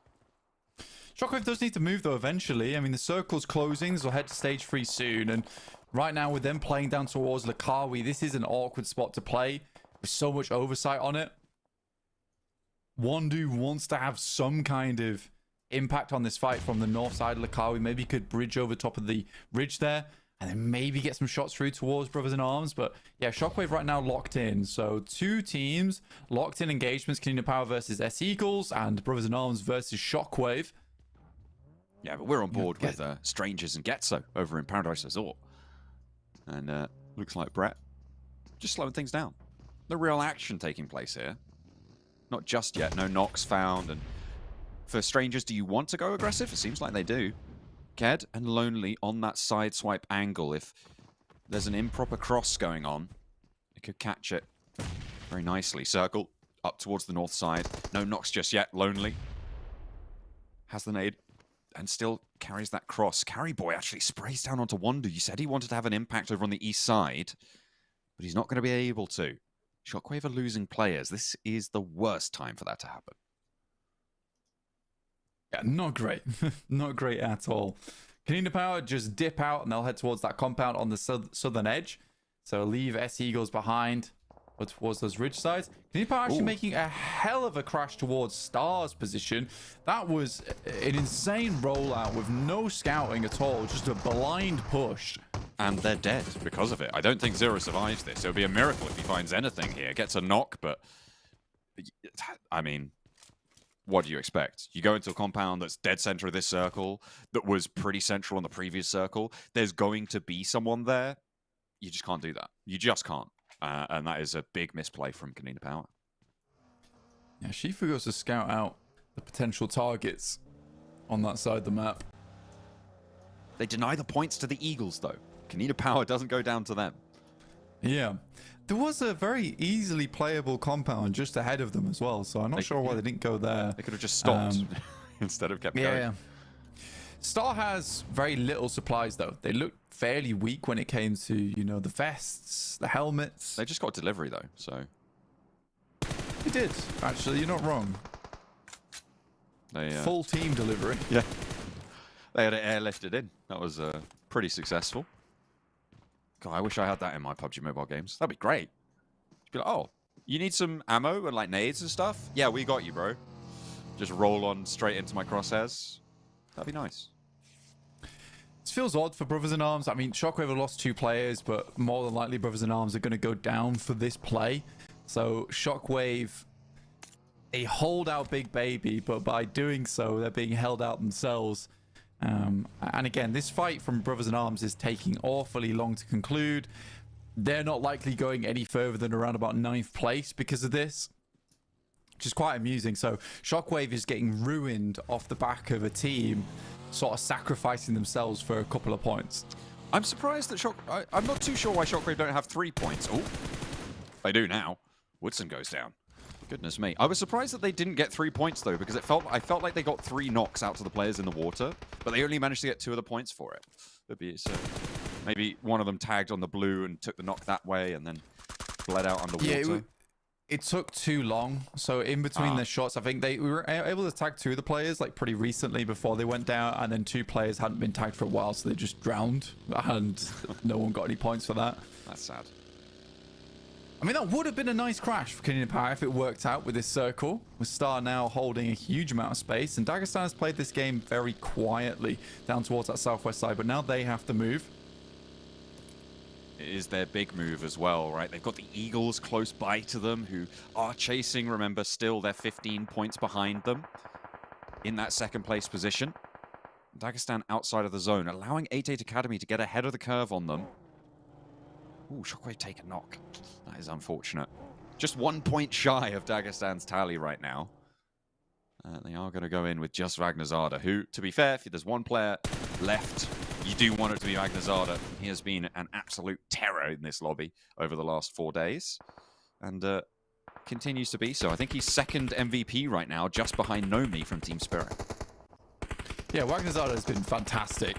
Magnum finds Luna, and will immediately confirm that flush for Dagestan. He's over towards that northeast side. I think those are shots coming through from S-Eagles now as well. FARVOICE have an angle. Dagestan moving Shifu out to scout as well. Brothers in Arms clashing with GETSO. It's not going well. GETSO going to shut this down. Team Spirit as well, out on the western side, rolling over. But Go-Wei does get an answer, and Kitsune goes down as well. Okay, danger on the northwest edge for Team Spirit. See what more they've got in the hands. No, Blue TIAM do go down instead. FARVOICE to Dagestan. Not too sure what he's shooting at there, but I don't think he knows either. Limbo Boom back in the mix. Just going for some scouts over towards FARVOICE, trying to provide information of where the nades need to go for the team. Shifu starts to cook one up of his own. Nade lobs in. Shifu has to duck wide, and his nade gets thrown off kilter because of it. FARVOICE Gaming right now is the only thing that's holding this fight back between the Eagles and Dagestan. Limbo Boom getting close with the buggy now. The south side is getting dangerous. This is a fight for 2nd place. Shockwave did get eliminated fully. They are now 2 points behind Dagestan. If Dagestan go down here, there is a chance for Eagles to push both of the 2 teams ahead of them out of the way, depending on how far they can go, because start is the major hurdle in this lobby after this. Shifu, 1 nade now remaining. So scarily close here to S-Eagles. Magnum just slowly pushing in, proning down. He was sort of that big moment for them on that side. Big. And tries to not create a load of noise by doing this. Still can have a big impact in the game. Shifu with an aid onto S-Slam. Limbo Boom traded off. Immediately it all pops off. FARVOICE are still here. They are on the inside. Another nade up towards Limbo Boom, and Rolex looks to confirm. Will not find it, but takes a lot of that health bar away. Another nade over towards the back lines, and Shifu wants to step up now. OMG behind the tree. There's danger on his right-hand side. Rolex is there. Devil is there as well. Rolex from the bush. Finds one. Now Magnum steps up for the fight. DBS tags a little bit of damage, but doesn't quite get it done. Not the whole way. Devil, smoke is blooming, and Rolex backed off yet again. Shifu not res just yet, but Eagles are on 3. That could be a nasty nade over towards him. That's it. Huge opener over towards Rolex and Devil. I'm surprised OMG didn't go down. Now FARVOICE are trying to step up. I now just turns away. He's like, no, I'm good. I'll see you guys later. Dagestan putting up a fight for their 2nd place. They are stalwart in their defense. Can the Eagles get back to their feet? I mean, the Blues pushing in. I wonder if they can even pick these players up at this point in time. Dagestan do need to be careful about this. They're literally all on their right side, and they seem to have no idea where they are. Limbo Boom gets taken down because of it. Magnum, though, managed to get something done. OMG, 1 HP. Zadira able to hold his nerve, and that shuts the Eagles away. They put them down, and that is beautiful news for Dagestan. Sure, they're playing as 2, but they can breathe for just a moment longer. They'll go into the next match, not free of worry, but they will have a chance to rack up more points here. Yeah, massively. I mean, they're kind of out of the picture as well for a lot of teams, and getting into a top 5, top 3 possible now for Dagestan, but versus the wide split from AA Academy, you wonder how possible. You know, awkward fight for them with 2 effective teams around them playing a 4v6 there. Dagestan going to get both of their players back up. The big question mark on this match is how many points can Dagestan get, right? Shockwave finish on 169. Dagestan started on 170. They've got 4 eliminations so far. The more points they can put up as a buffer, the better, of course. They want more than 4. Star Esports on their wide split. It's working out. For Dagestan, they do have a really good position down towards the southeast side. The question is whether 88 Academy start to move over this way. They understood roughly where Einaus has gone. There's only really one position he could have played in, which is this shack that sits down towards the south side. So they're mollying it out right now. Luckily, Einaus is able to get to the backside of it. Magnum's forced to play behind this rock.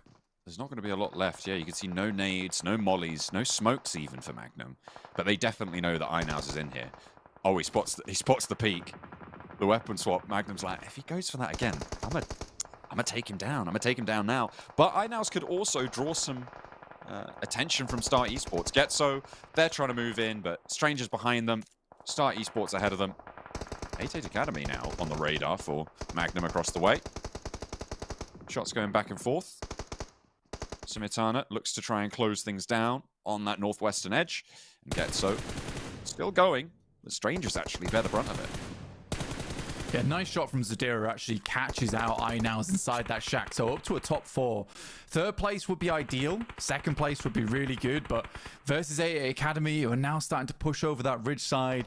It feels like the days are a little bit numbered here for Dagestan. The one thing that they've got going for them in this position is that Star are playing a wide split. If you find an opening, you can storm on in. The question I have, though, is how much utility do Star Esports have? That is a shift that takes them over towards 88 Academy here. This is potentially good news for Dagestan. It's great news for Dagestan because it means that 88 Academy aren't likely to push this ridge on their right side. They'd rather just sit in this position. Very close from Semtenar. Before that almost hits on. Ked trying to stay alive, and there's that push out. Zadira gets knocked, and now Magnum needs to play a very slow game. Playing in the shadow of Star Esports as well. He's close by to their compound. He's getting a bit friendly to the north side as they are up into that 3rd place. Already guaranteeing themselves another 5 points, which would put 11 points between them and their closest rival. Well, they spot him. Yeah, I think Magnum might be going down shortly. Here come the nades. But a 3rd place is not bad. I think a 3rd place for Dagestan, for where they were playing, for the fights they had to take, that is really good news. Circle shifts over towards 88 Academy, and the game that felt certain for Star now goes in the favor of 88 Academy. Well, taking a bit of damage, and if PG goes down, there's that side opening. Magnum, okay, he denies the point. Just gives up the ghost and goes out in 3rd. That puts Dagestan with their points tally at 180 now. Star Esports trying to run out. Ragnar catches 1. Simitana's next to go down. Default next. Last up is Shum. Is he going to be able to find anything? Does have a low HP target on his off angle, and a 1 versus 3 is possible, but there's nades. And there's no way you get away from this. Surely you find something. Was the bullets from the distance to be able to close things down, and it is 88 Academy to stop the match in its tracks. But Shockwave not able to do too much from that southeast side. They were baited out to the water, closed down by Brothers in Arms. S-Eagle squad took the fight with Dagestan, couldn't win it out. Dagestan not out of the woods just yet, but they hold on for a moment longer. Yeah, for Dagestan, not a bad game from them. Much needed match as well. I believe it was around about 9 points they're able to accrue on that game. 10. So not bad, not bad. They get themselves the 5 placement points from third place and the 5 elims. So for Dagestan, push themselves a little bit further ahead, and with both Shockwave and S Eagles not getting a huge amount done in that game, that's really big news. Also, them winning the fight versus S Eagles is very important. So they're doing the right thing here.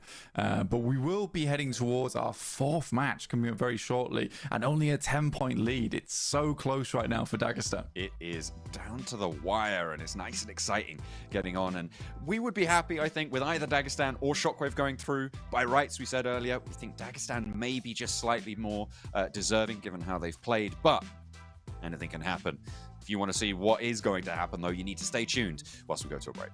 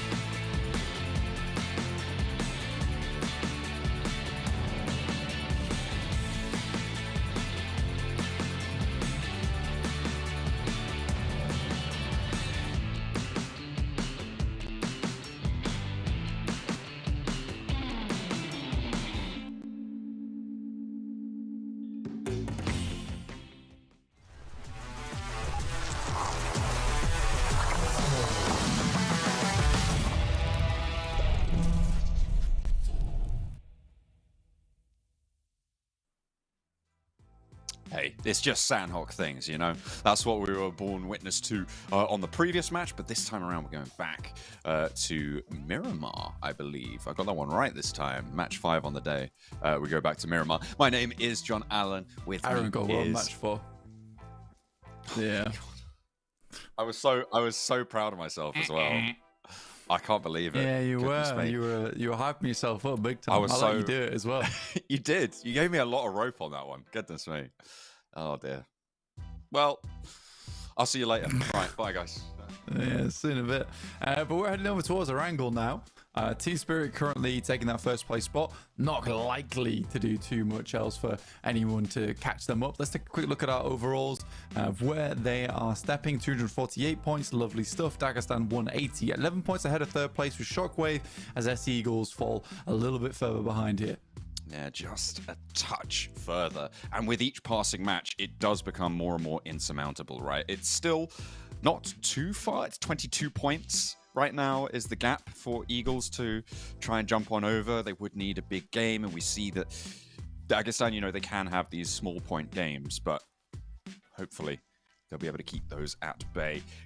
Going back over to Erangel. Definitely Erangel.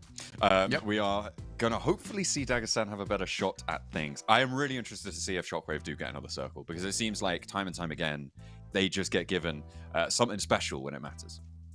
Yeah, those circles are pretty good for them. Again, they're a central team, and it has just shifted very central each time. Not too many hard shifts for them on those matches, so they get it. Very fair playing path from the west to the eastern side, so no real annoying fights will be happening early for teams, I don't imagine. Likely we'll see some teams trying to hot drop one another just because it's the final day today. But again, we are just looking at those 3 teams as it is halfway through the day now. We have 3 matches left to play to finish out this qualifier, and it is 3 teams all looking to take that second place position. Dagestan has done a lot throughout the entirety of the qualifier to sit here in second place, but they've got to do more. So they have to play all the way to the bitter end, whereas Team Spirit can now just take a more laid-back approach to their matches. They can get a little bit funky with it. I'm excited for this, right? I mean, we saw on the last match they were going a little bit helter-skelter to the engagements, which is good. Team Spirit dropping out over towards farm. They're not adjusting their drop spot. That would be crazy in these last matches. They're just taking it nice and slow. Teams dropping out. Let's take a look at where Dagestan are going. Are they going to have a hot drop on their hands? Eagles going to leave them alone. I think Shockwave, yeah, they're going to break up to the north side as well. So not going to see any crazy hot drops coming through onto these 3 teams, the 3 important teams. And another hard shift. We're going to the east this time, keeping Lepovka in. That mansion area going to be a major factor of this next circle.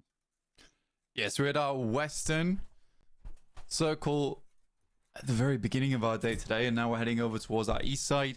KONINA Power nice and central over towards this position. Dagestan playing over towards apartments, and SC Eagles not challenging them in that position, which did cause some problems. And I think Dagestan has been challenging quite a lot of their spots the last few days, and understandably so, considering teams would like to chase that team. They are the only attainable team at this point in time to get ahead of, with Team Spirit being far too far in the lead.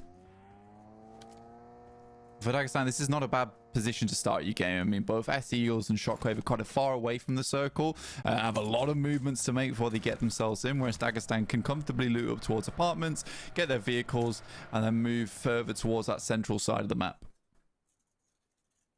Brothers in Arms. We did have a deduction over towards Brothers in Arms. If you're wondering about their score total, they did have 11 points docked, I believe, from their totals for not running the anti-cheat that is necessary for our competitors. So they've been naughty, and they are getting punished for it, rightly so. Fortunately, they'll be able to play on. Have another chance to regain those 11. Yeah, get them back on board after they had a very hard gatekeep over towards Brothers in Arms early on in the game. I think it's Big Baby, actually. Yeah, so I think for Shockwave, they need to maybe have something a little bit stronger here for themselves from Severny. Certainly possible. They have the Kameshki rotate they can make over towards Mansion or even just over the top side of the lake here. So easy enough in terms of a rotational path here for Shockwave. Not so much for S Eagles, who are so far out of the way on the southwest side of the map. They really are. Obviously, they just have always been dropping in Primorsk, and well, not obviously, they are dropping over in Primorsk. Depends if you've been keeping up with the drop spots. But yeah, they've got a long road ahead of them. Team Spirit are in their way. This scrap with Blue TIAM and 1715 is also in their way, which could go either way between these two teams. But at the moment, 1715 bearing the brunt of the damage that's coming on out. Blue TIAM. Yeah, they win this engagement. 17-15, not going to re-engage on this one. One for all a little bit further on. Phantom with a chance. Jump spot, for God's sake. I don't think... Are they aware? Do they know? Do they think they checked it? Yeah, because he's so close to the wall, jump peeking, it doesn't really work as well. He could step out here. I mean, they're both getting in the vehicles, but it's opting to play it slow. Oh, is he? No, I thought it... No. There's one player left. God's sake. Oh, no. A slow rollout could be the death of him. Not even going to do that. Phantom, living up to his name. Quiet as a dormouse. Yeah, doesn't even try for it. And I think he knows the camera's on him as well. Just a little peek outside, and he gets away with his life. 3 players. It's not bad for 17-15. They get to play on a little bit further into this match. Team Spirit already making their move out from farm, as KONINA Power have a very hard split going on up towards Heaven's side and down towards Shelter, and could get caught off guard by Team Spirit's quick rotate in towards the circle. But looks like they're already making their move at the moment. Good one. Slam into that south side of KONINA Power. Let's see what you got. I want to see some fireworks from Team Spirit, right? Celebration in these matches. See what they can do. They've already got a 10-point average over the tournament. If you add on for 24 matches, they've already got over 240, which would be that 10-point average. Let's see how much further they can push that. To get 11 points average, would need 264 points. So we'll see if they can make that work for them. Yeah, tough approach for Team Spirit to get towards the 12-point average with only 3 games remaining. But yeah, they really don't have to even play at this point in time. They could have the chillest laid-back games. But I think for them, it's more about right now continuing to test out this new playstyle from themselves, new gameplay coming through from them with Matic on side.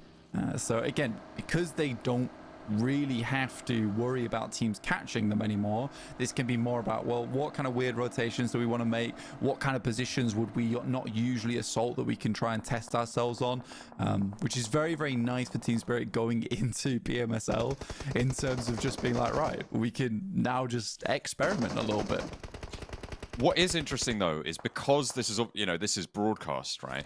People are going to be able to watch all of this back and have all of this information on Team Spirit coming into PMSL, right? So there's a lot of potential for things to be countered by them, which means that potentially also Team Spirit are looking to try and hide some stuff and get a little bit weird with it. Like you say, try some strange rotations that maybe they'll be able to pull out on an off chance, but that they're not going to be playing as a mainstay spot. It's funny though, because a lot of their plays that they've made feel more like just plays that only Team Spirit could have made in those moments. Like a lot of the stuff that led to their big games was a case of, we need to outplay our opponents, we need to make this dangerous call, and that's not stuff you can really counter. Sure, you can look into their rotations, that's about it really. A lot of their end game stuff that has looked fantastic has just been them really cleaning house with the lobby, which is nice to see for Team Spirit, because we do see this team do extremely well. A lot of people have eyes on them. A lot of people are happy to see this squad, but there's a lot of moments where it all goes wrong, which it felt like it was doing at the very beginning of the qualifiers, but quickly that changed. As you can see now, they are far up in the top of the leaderboard. They are eclipsing everybody else on their points totals. Oh, we're back up to the bridge. Let's have a go. FARVOICE Gaming actually have brothers in arms on the other side of it who are guarding them out right now. And so it begins. Oh, hang on a minute. Eagles have been found. Brought back down to earth there by the south point of... What is Kitsune doing? What? Scouting? Don't worry, guys. You do all of that north bit of Milta. I've got the whole of Milta Power to myself. It's chill. I mean, fair enough. I mean, scouted this out and no one's here. If we get southeast shift, they have an easy anchor point. Yeah. So okay, there you go. There you go. There's your easy anchor point. What is going? I mean, sure. Absolutely. The Eagles take a knock, and it looks like they want to run it down with Matic getting bold. They are definitely playing a little bit more loose right now. It looks like there is a regroup, though, from the Eagles to try and hold this one at bay. Yeah, even so, they're on the edge of the circle now, been slowed down on their rotate. Team Spirit has a rough idea of where they are. They do need to regroup with Kitsune, though, because he has a strong spot in the circle. Not on his own, though. He can't hold it. It needs to be re-strengthened. Yeah. The spot is strong. The number of players, not so strong. And Big Baby might try and do something about it over on the East Point. Yeah, he's calling for assistance from his teammates. Strangers find Morris out in the open. Fair enough. Dagestan also quite central. They're able to get into the circle, like you said, starting from apartments. They've got a really good shot into the circle itself. Shockwave, on the other hand, have to battle out on that northern side, and over towards the western edge, S-Eagles have to do the same. So again, an opportunity here for Dagestan. Unfortunately, close the guys from Team Spirit, which is the only struggle. I think Team Spirit were potentially thinking about going for the crash onto the Big Baby compound, but because Dagestan were close by, they decided not to go for it. They've still got Nomi out slinging around on that western side, seeing what he can find out towards that lumberyard hill that sits just to the west of this area. Gathering that intel. They obviously know that Dagestan are going to be here, but Limbo Boom going down. Again, this is just... It seems like such a struggle for Dagestan to keep hold of this second place right now. Time and time again, they have something taken away from them. They're playing on the back foot constantly. Yeah, which is difficult, and they're just about managing to live on. And I think some of those moments have been helped by the fact that Shockwave has not had the greatest games, or S-Eagles gets caught out. They win some important fights versus S-Eagles as well, but lose some too, especially on that Miramar where S-Eagles made for a bit of an interesting play, which they'll have to go up against next game. So that's something to consider. Can't be too liberal with that ammunition there, Kitsune. He's not got a lot left. This is the slowest bridge crossing you have ever seen in your life. They've been on this bridge since the start, since about halfway, certainly before this zone started to close. And Brothers in Arms, it feels like this is all they want to do, right? Just find a team and say, you're not playing the rest of this game. We're not either, but you're definitely. Yeah, I mean, there has been a lot of these situations where two teams will just hold each other out for ages, and now Brothers in Arms attempt to get away, and there's some shots coming through from iNows. Luna makes the move, but there's two players still here. Good bait from Brothers in Arms.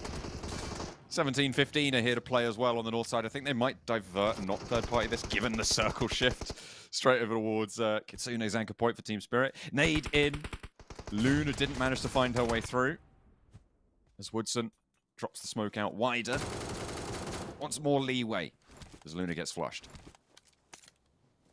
With Team Spirit, they're basically playing the exact same split we saw Dagestan take on their 31-point game, which is, I mean, you can always learn something from another team, that's for sure. Yeah, it's getting extremely hectic now as S-Eagles wrap around towards the central location in Milta Power. No real contest either coming through from any other team. Dagestan picking up some points potentially. Shockwave take a knock to a nade over on the northwestern side. There's a lot of fighting going over for Shockwave as we keep going on with this scrap on the end of the bridge. Two players make it through for FARVOICE. Dagestan, they're holding these this tiered compound. Generally quite strong, but they're playing it as 3, which really severely diminishes the strength of the hold here. So it could be dangerous for Dagestan. I'm interested in what Shockwave are doing right now, because they are on 1 player remaining, though. Over on this northwestern side, it has gone pear-shaped for them. Yeah, they were getting fairly obliterated by One For All. There's S-Eagles popping off versus KONINA Powers. They attempted to get in underneath them on that southern edge. Start. Quickly, T-Poker takes an amazing spray. In fact, that was almost on target. But consistent shots coming from Asia Mix means he can't hold the angle for too long. And 17-15 make quite the wild rotation and get into the circle. One do for Shockwave, last player to stand, gets out of dodge, gets away from it. Meanwhile, over in Lipovka, they're still in there. 8-8 Academy and GETSO clashing. Back and forth right now. 2 players up for either team. They're playing 2 versus 2. The Bison not able to connect. Finally able to turn the corner. Hops straight on through the other side of the window. Back on in. He can't decide if he's in or out. He's playing hokey cokey with him. And the 8-8 Academy can't quite learn their lesson. Stepping up to knock Cloud and Abito. It's dangerous. Ragnar, though, he wants more of it. He wants a challenge. Not going to work out. Abito shuts it out. Yeah, nice shots there coming through from GETSO. Very, very well done. A quick cleanup and a very much needed quick cleanup because they need to start moving into the circle down on that south side. One for all in front of them and being pushed in by the blue. It doesn't look too hopeful for this team. S-Eagles, though, awesome rotation. Really clean. Slipped underneath absolutely everybody towards the central spot in the circle on Mill to Power. No one's been able to challenge them all that much, and this might be a big game just off the back of position here for S-Eagles. On that Mill to Power position, will KONINA Power be able to challenge? I mean, could you give Team Spirit any more here, though? They have got the exit row, plenty of leg room. They're taking a knock, actually, maybe. A little bit of danger for them. Over towards the cooling tower. I mean, for Team Spirit, that anchor point from Kitsune was sort of unreal. He had a clairvoyant moment where he saw into the future, which was cool to see. And it has afforded Team Spirit an incredible spot to be playing in. And Dagestan realize they need to move further in as they make their rotate as 3. I think they're heading up over towards the coastal side. Ooh, dangerous maneuvers. We're looking at the ragtag fight, though, between One for All and GETSO. On the egress from Lipovka. Black with the spray down. Should be able to find Lonely. There it is. Able to track that one down. And now for Abito. Next up on the menu. Not Glad trying to get away as well. He goes back up into the blue. Lipovka, he didn't want to leave. He doesn't want to move out. Yeah, this is a awkward retrieval of a game. And I mean, again, that is how it goes. Dagestan, though, getting torn to pieces by Team Spirit as they attempt to find some kind of place to stay. S-Eagles remove Star. That's them up to 2 elims now. And Dagestan had to push off. Team Spirit down to 3 players after their knock and flush coming through from Dagestan. Yeah, I think that was... who was that who went down? It was Effect who goes down on Team Spirit. Still 3 players on the spread that they've got. This is real frisky. In the meantime, Strangers holding out King. Black and Flavius further out in the distance. And the lead continues to pour up the coastline. Shots from Asia mix towards Strangers, and they may need to be getting on with things fairly soon as well, because they're going to have to shimmy in along the coastline, potentially, or crash onto Big Baby further down to the southeast. Overall, swimming it. I don't know if this is going to last for too long for this team. Again, a lot of teams just sitting out on the edge, not getting too much done yet. Holding out other teams, unfortunate to say the least. Stranger have to make a quick push in, all in one vehicle. We know how this goes. Pops out, spray for 1, and maybe a second. Okay, puts that one to sleep. Matic, I think, may have taken a point there. Not too sure. 2 eliminations found for Team Spirit. They have Wondu on the coastline. There's a crate out there. Does he know? Does he know there's a swimmer? He's probably going to be aware that there could be. The coastline fighting will definitely spook them a little bit. But how far can Shockwave go? And can Dagestan weather this one? Yeah, it's a difficult game. I think I'm mostly looking at S-Eagles because the position they have really speaks to me of a large game coming their way. It's going to be hard to push them out of that position too. So for S-Eagles, likely to catch up to Dagestan. So Dagestan's main job right now as this 2 is to make it up into a high positioning. It's another salvage game like we saw from them over on Sanhok, but losing a player, not ideal. Shifu now the last to stand for Dagestan. S-Eagles squad, the eyes are on them, fixed. On the south side of the compound, they've got KONINA Power and Brothers in Arms to worry about. Asia Mix in the meantime. Have Baban on the ropes, but Dennis and Ovid Lade looking to try and suppress this position with more nades being popped on in. Keme gets the flush onto Baban. Looks for the res onto Lost. Should be safe. Nomi goes looking for Shifu as well before he backs it off. And There it is. Matic in the same situation. I think the information has been passed back across. So Dagestan out was just one elimination and a 10th place. So no points accrued other than that elimination point. So big opportunity now for S Eagles. The door opens up for them. A real big opportunity, you're right. Then to spread their wings and fly. Overlaid. Has a nade go in. Doesn't perturb him too much, though. Spray down with the Bison. Has a roll up from the buggy. 777s up and in. Looking pretty wild from Keme there. The spray is good for one. Shouldn't have gone down too much, but Dennis is there for the crossfire. Only the one player stays alive for Asia Mix, but that is enough. However, with the blue zone coming in this fast, they don't have a lot of time to get back together. And Matic, oh, you know how many points he's about to earn. Yeah, it's a real open crossing as well for Asia Mix. So for them, this is an easy spray down. Matic does only have a little bit of ammo, so you do have Nomi coming across to supply him with a little bit more that he'll need for this big spray down. Hits him with the 6x. Getting ready for it. Asia Mix, I feel like they're going to know that their numbers are. The question is, do they go down to Team Spirit or to the Eagles, right? Because the Eagles should have sightlines over towards this as well. If they can pick up the points instead of Team Spirit, that is huge for their chase chances, right? They're on 158 points right now and 3 eliminations, which puts them at 161. There's the first onto Lost for the Eagles. The second knock onto Keme goes through for Kitsune. And there's the spray down over towards 777. Who's going to pick this one up? I think the Eagles might just have it and be able to add another point in. 777 moves up towards the compound, but so much shots and fighting, and already as a nade's being cooked over towards him. Not quite on target though. One goes a little bit closer, but the air bursts aren't great for us Eagles. OMG goes long. Don't think they know exactly where he is. Team Spirit, they're back up to holding this northwest side.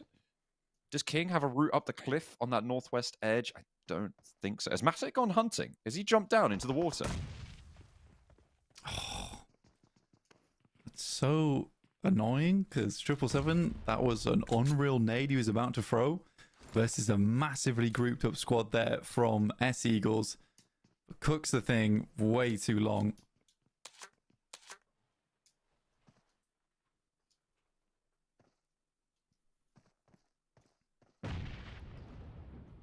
Nothing really happening now. The circle is the go time for a lot of these teams. S Eagles trapped in what we would say is a pretty enclosed space, so nades could be really big, and KONINA Power has great sightlines on the run out. Eastland moves over towards that north side, which is further inside the circle, but they'll have to leave with KONINA Power still being able to hold onto their compound. Eastland does provide a nice little bit of an anchor point for the rest of the team to cross over towards. The fractured cooling tower on the northeast side, it will cover a little bit, but in general, you can't play that super effectively. So a lot of dead ground that's slap bang in the middle of this circle. It's really going to be looking to these ridgeline plateaus that sit around the side. And I think that at the moment, actually, FARVOICE don't have a terrible chance of being able to make it. King, oh, okay, yeah, Matic didn't actually go on out there. Wasn't getting too crazy with it. Ooh. Little spelunking in the buggy. That's a little bit dangerous, but thinks better of it. Gets over to a better position. This is that plateau, that ridgeline that I was talking about, that Team Spirit can start to extend on the east side if FARVOICE Gaming don't take control of it first. Ooh, nice shots from Matic actually. All the way across towards S Eagles. Again, that warehouse door is so open. Might be providing that information back across the rest of the team, but drops that smoke there now. No one knows he needs to reposition. Shockwave Wandu.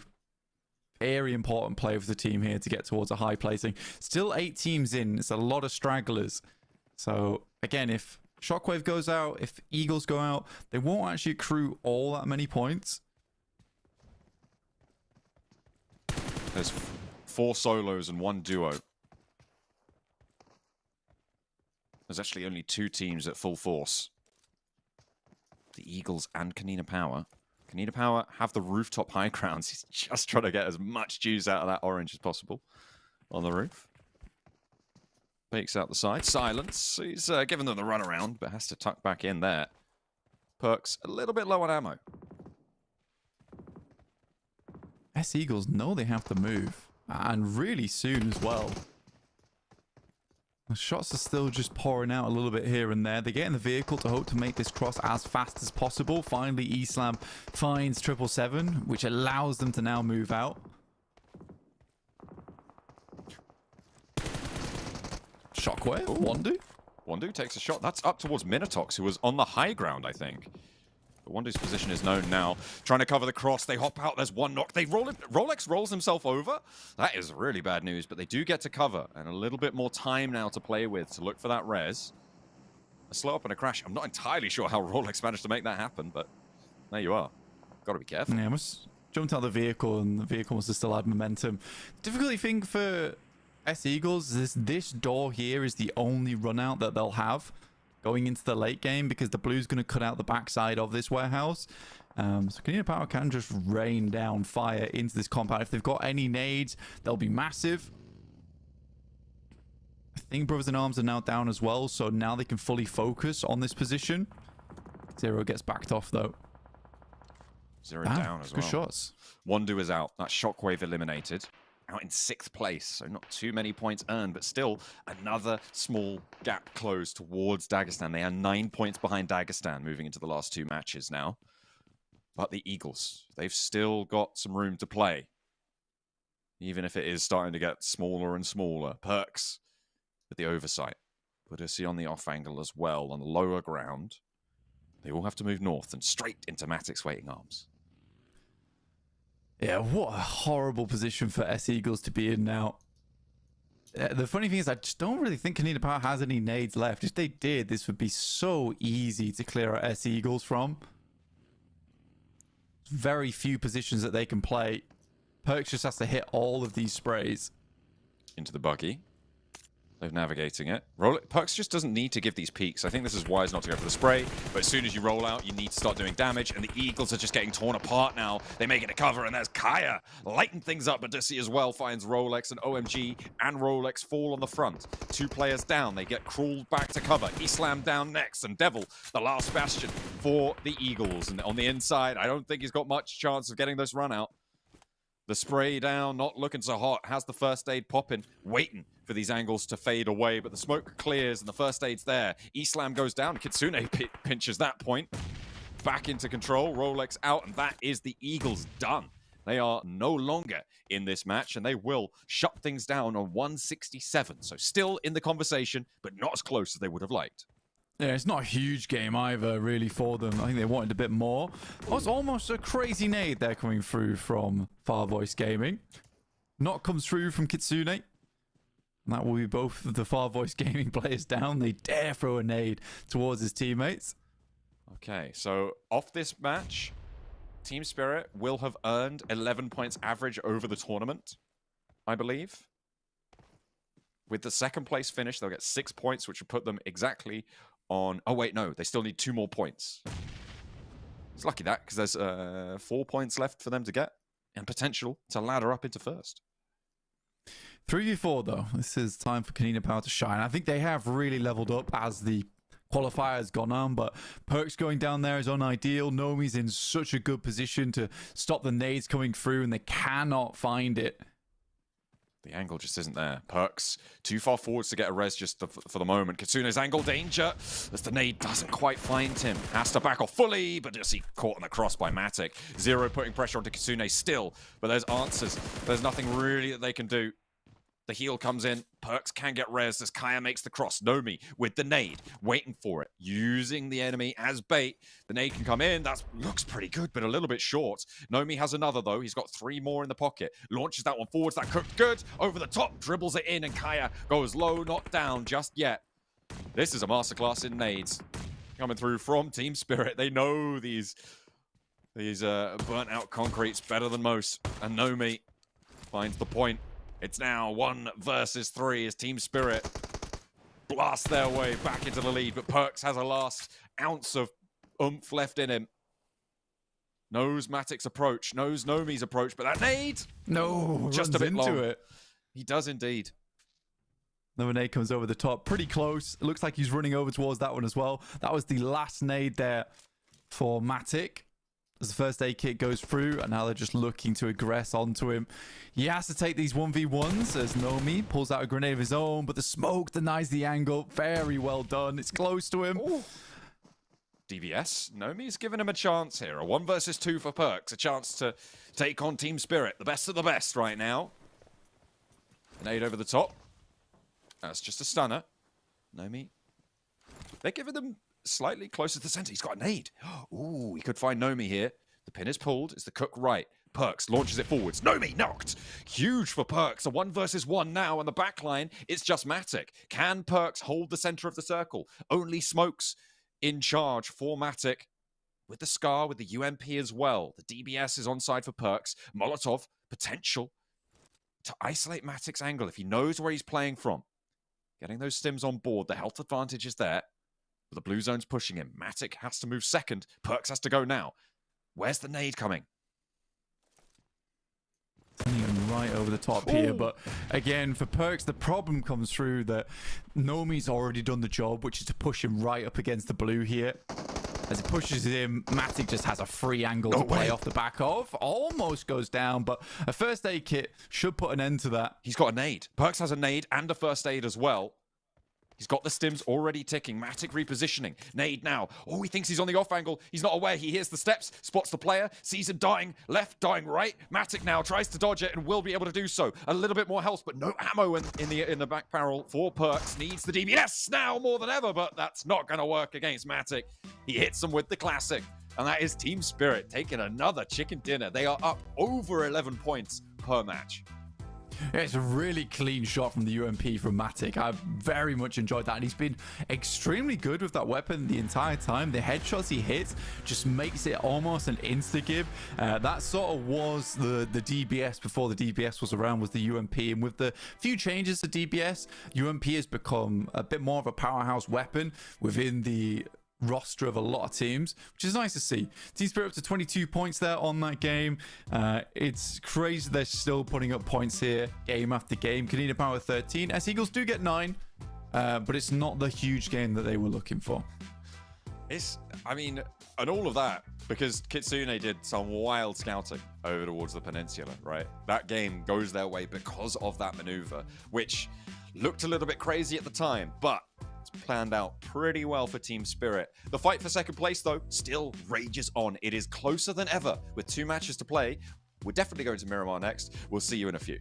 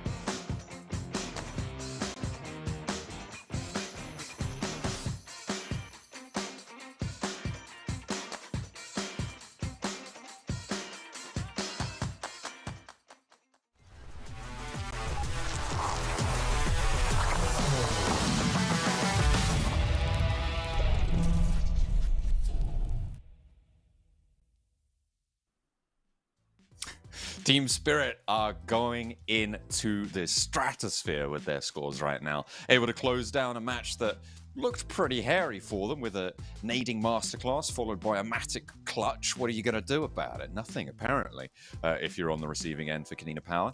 It's unfortunate. But the big news is, as it has been for the majority of today, that second place race. 181, 172, 167. These three teams, Dagestan, Shockwave, and S-Eagle squad, continue their brawl. Yeah, it started the day at a 10-point difference. It's now a 9-point difference between Shockwave and Dagestan, with S-Eagles closing the gap a little bit there, 167. Still 2 matches to play. Everything's on the line, heading towards PMSL. And it's a battle to the end between Dagestan, Shockwave, and S-Eagles. For Team Spirit, the battle's won. It's time to go to PMSL and figure out how to play against some of those teams. Yeah, it's a time for celebration for Team Spirit. We'll see how far they can go. Obviously, they already broke that 11-point average per match at the end of the season. That was 264. Would have been that metric for 12 points average. What is that? That's 288 would be their chance to break that 12-point average, which would be pretty monumental as it stands. And they definitely got the chops to do it. We'll see if they're able to make it work towards the end of this one, because they are 18 points shy of that metric.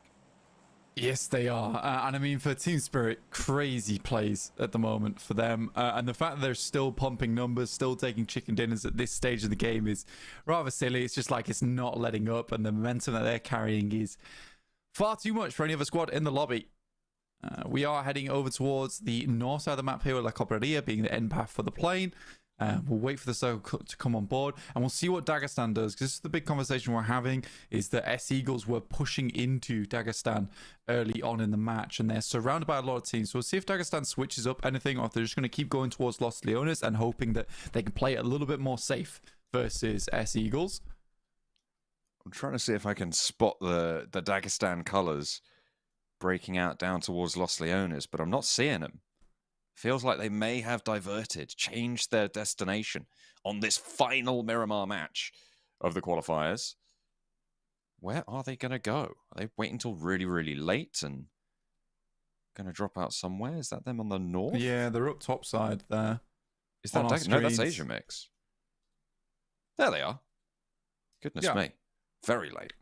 On the top side of the map. I mean, fair enough, because again, like I was saying before, there is a lot of areas on this map that are completely open. There's no one's really playing all that much. So there's a big possibility for Dagestan to have more positioning in the map, but they're playing it very safe, close to the chest here. I mean, Monte Nuevo is one of the big ones that I was looking at, where, you know, there really isn't a lot of teams that head towards there. And it can be a spot where you can take it up for your own. Even if you want to play it with 2 teams inside, definitely doable. But instead they head towards Ruins. They're going to try and split drop around there. Asian Mix should have seen that going through. With 777 returning to the squad with a vehicle that he was able to pick up. But with a northwest circle like this is great news for Dagestan. They're already in. They don't have to worry about S-Eagles hunting them down. So a fantastic start for Dagestan here on Miramar, and a much needed switch up. Yeah, definitely a change was on their cards, and they've managed to find that. Shockwave on the east side, over towards Hacienda again. They do have a couple of routes in, but that northwestern side, given the plane path and where the circle's fallen, the center of it around Crater Fields, right, is much more heavily occupied than I think we've seen a lot of Miramar circles be in quite a while this early on, right? You've got the northeast side of El Pozo with Star Esports. You've got Asia Mix on a flex out from La Cobraria towards the Crater Fields already. You got FARVOICE Gaming as well, who are guarding that one out in the midst of it all. So potential dangerous rotations here for Shockwave. Yeah, I mean, for Shockwave, they will have to move over towards that western side, but you're right. There's a lot of teams that will be coming in quite quickly to their side of the map on that eastern edge. So I'll maybe have to move bit faster in towards the circle, maybe towards Crater Fields, potentially. Towards La Cobraria. Team Spirit rotating down towards Chumacera. No one there at the moment. Monte Nuevo's free. So unfortunate that they don't pick up that spot for Dagestan. Yeah, they are still playing on that west side, and actually that might afford them quite a lot of safety, right? Because nobody's really going to be super keen to go hard west, play through El Pozo potentially, and try and push in that side of Crater Fields. It would be a last-ditch attempt, so potentially for a team like Big Baby, maybe even the Eagles later on, if they come in behind Team Spirit, who we're on board with right now on the south side, going past Chumacera, La Direra as well, potentially heading out towards Montenueva themselves. I think they're just going to loot up in Chumacera. It's just a couple of squads. I'm sure Alright. towards the backside. Interesting. Okay. It's just putting a smiley face on the bumper. Yeah, Nomi's just playing an outside angle for them up towards strangers, passing that information back. But free looting spot is a free looting spot. You take that loot where you can. And why not, right? They pick themselves up another vehicle along the way, so that's good news for them. S Eagles continuing to grab everything they can from Los Leones. It's their last push in the day right now, these last two games. They're hoping that Los Leones can give them a win Leones. Huh? Pretty good. There we go. Pretty good. To start things off for the final Miramar. We're getting sickly with the puns. I want to be ill. El Pozo held by Star. That's probably one of the more central positions. Gives them that like an angle of approach towards the high ground that sits on that east side. Could potentially play that one out. But again, our stage 2 shift is really massive here on Miramar. So a lot of teams like to play it quite safe during stage 1. Don't get into too many engagements unless you're trying to hold out a team like S Eagles were on our last Miramar versus Dagestan. A lot of teams just will be biding their time. Shockwave getting as much scouting done as possible. That is important. I mean, at the moment, FARVOICE, they hold this high ground over the Crater Fields. We were on board with Wagner Zada, who is the standout player for Shockwave. He is the reason that they are in contest right now for this top spot. 44 of those points are his from his elimination count, which is a monumental achievement. In fact, he is the only player, I repeat, the only player in this lobby to have beaten any of the members of Team Spirit when it comes to their MVP rating in this tournament. Nomi is at the top right now, and Wagner Zada is in second place, beating out Effect, Matic, and Kitsune when nobody else has been able to do so. The next closest, Shifu from Dagestan. Yeah, I mean, for Wagner Zada, he has been doing so much for the team. He's like a one-man army on that squad. So it sort of makes sense that it would be that way with Team Spirit. Everyone's chipping in. So it's hard to stand out on Team Spirit, is what I'm trying to say, because they're all so good. 8-8 Academy take down Monkey from Strangers. And we'll pick themselves up the first elimination of the match there. Grabbing a point while you can. There is also the race to be, you know, close to the top of that central pack, because the middle of these tables, we often, during tournaments, look a lot at the middle of the tables, right? Because often there's an 8th place qualification or a 6th place qualification, that kind of boundary. And right now, that would be incredibly close, right? We've got about 6 teams who will be fighting around that sort of area, maybe even 7, going into these last 2 matches. But for now, they kind of have paled in comparison to the big 3 race up to that 2nd place for the time being. However, Strangers do sit atop of that pack for now. And it's good to see Alicio back in the limelight for them.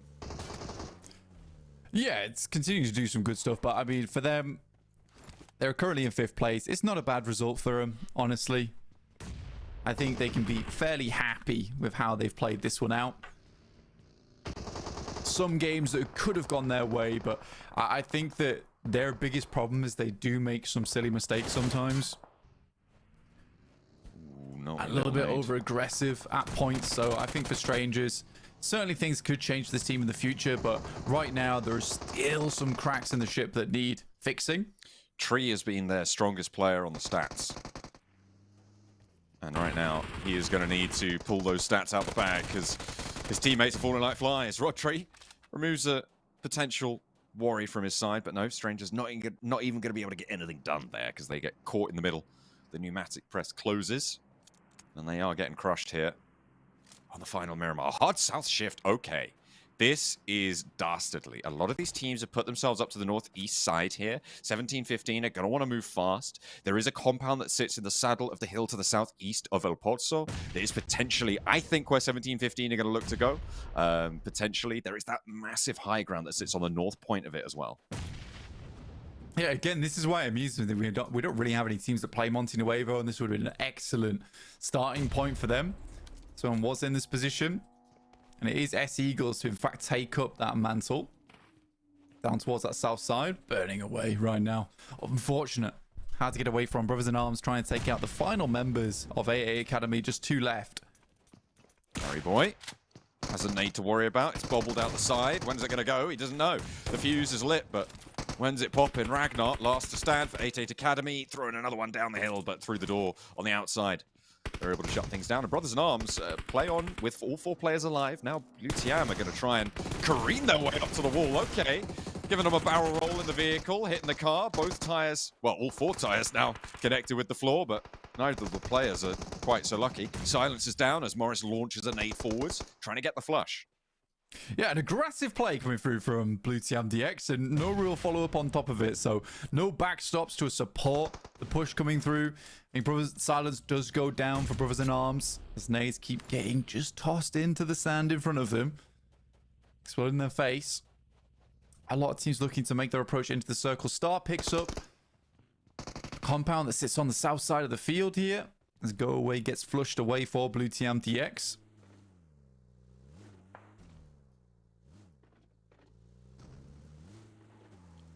Getting out of there. Just 2 players alive. Eagles close by to Team Spirit. Big Baby on the south edge of it as well. A little bit crunched in. You can see now Team Spirit have the high ground. Big Baby potentially looking to crash here. This is a test for the Eagles. This is the sort of team that you want to go for it with, though, against Big Baby, especially with Matic being a little bit of a guardian angel here. Arabal goes down. As Eagles send away the guys from Big Baby, but not before Effect can find themselves an elimination onto their side of Arabal.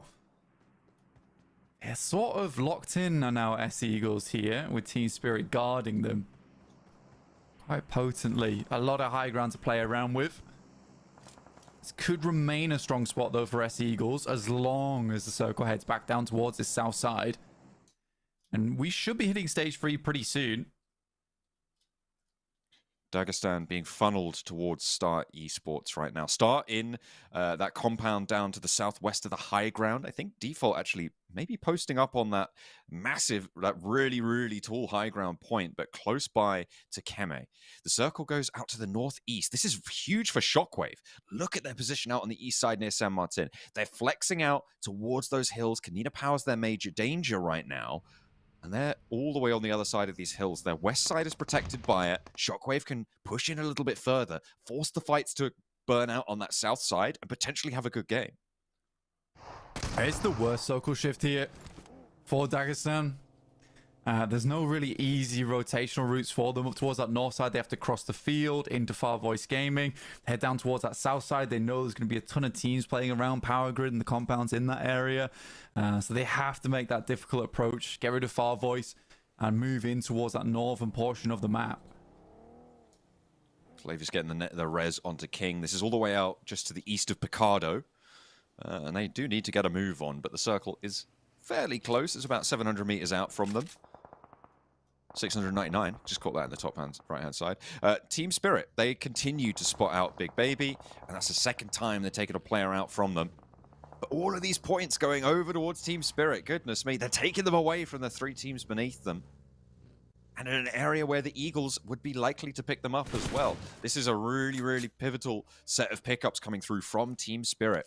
Remember, their boundary to getting a 12-point average for this tournament, which would be incredible, is 288.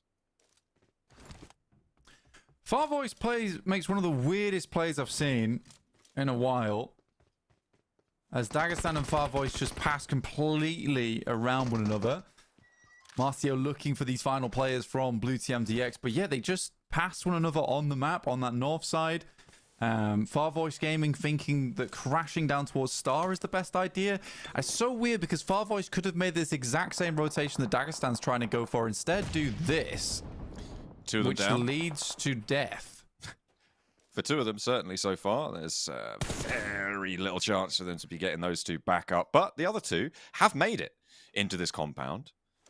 With Semitana being there. The smokes are blooming. But the nades finally come through. Star Esports very confused, and I think we are too about this rotation. They're just going to watch this happening. That could have been the big issue there for Dagestan, which is crossing paths with FARVOICE on their rotate. And I think Dagestan makes the right choice to put stock in towards that north side of the map, as SC Eagles take a knock onto Islam. This Team Spirit are going to try and snap the jaws shut there. Shum launches a nade, and FARVOICE Gaming not going down without a fight. Rolex knocked in the meantime as well by Team Spirit, by the way, and flushed away. Okay, Eagles starting to slow down. Jubba found. That's the third player from the Eagles. Islam down. Is that the Eagles out? They're out in 13th. 0 points. The chase has been ruined for them. What can Dagestan and Shockwave do? Because they're close to each other as well on the eastern side. Look at where Dagestan sit, where Shockwave sit on that east edge. That is going to be one hell of a fight, and it needs to conclude because the circle is shifted out west to them. Yeah, it's a completely confusing game in the sense that Dagestan's second place might have just been saved because FARVOICE doesn't know how to rotate in this circle. Which is completely wild to me, but Dagestan can count their lucky stars on that one. Well, they should certainly be. But Shockwave are right next to them. On the eastern side. And Shifu draws first blood on that engagement over onto GG Zada. So far in the back lines as well. You're not getting him back up again. Everyone trying to hunker down in the middle of this circle. Zatira finds GG Zada on the flush as well. Definitely not getting him back up now. That's another point into Dagestan, another player away from Shockwave. That's wild. That is really, really not what I was expecting this game. And genuinely, this could be a second place just gifted free off one bad rotate. Like, they legitimately just flew straight past one another. And in FARVOICE's mind, they're laughing to themselves like, why would a team rotate towards that north side? But, oh, dear me. That is unfortunate. But fortunate for Dagestan. Certainly is. Team Spirit have been having a bit of a mare of it on the south side, but I think finally one for all do go down. 2 players remain, and more points for Team Spirit. They're 8 points shy now of their 12-point average goal, which would be quite monumental. They're almost 100 points ahead of Dagestan in second place.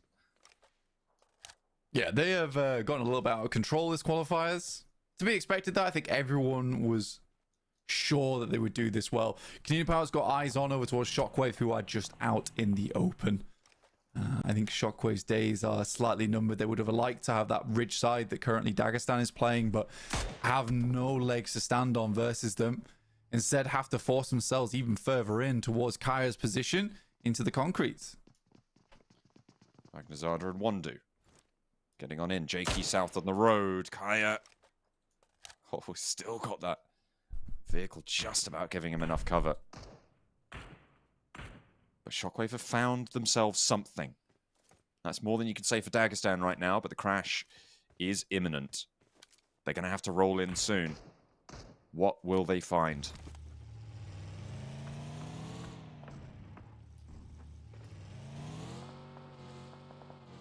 Next circle on stage 5.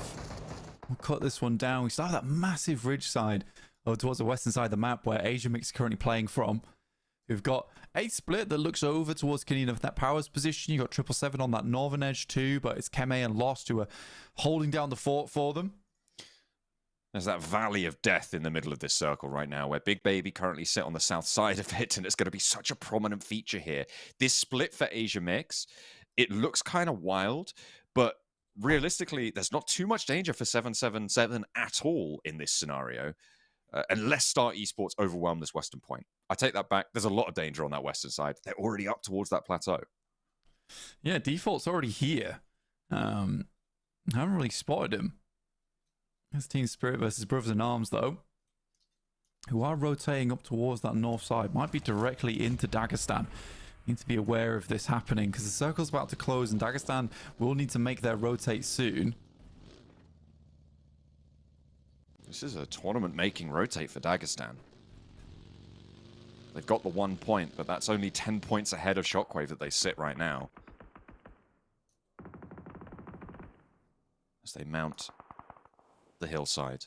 KONINA Power, attention over towards Brothers in Arms, which is the same direction. So they do need to be worried. KONINA Power potentially able to slow this down. Default nade over towards Lost. Poker goes down, traded off for Lost. Default almost down as well. Immediately flushed away. The shots from Keme continue to put pressure on towards Star, who have been pushing up towards this Asia mix position. 3 players now remain. Can Poker get rezzed here? No nades for Keme. Oh, he's been spotted from across the way. There's an off angle. I think Shum has it. Keme's so low. And again, put a lot of stock over towards that north side of the map whilst not really trying to protect themselves from Star, who you got to imagine the team was playing down towards the barn side, and Keme's just got bandies. Has to fall off. Not even going to be allowed to do that, though. Default takes him down. On the west side, overwhelmed by the Star Esports crew. That high ground that sits overlooking everything else. They have full control of it now.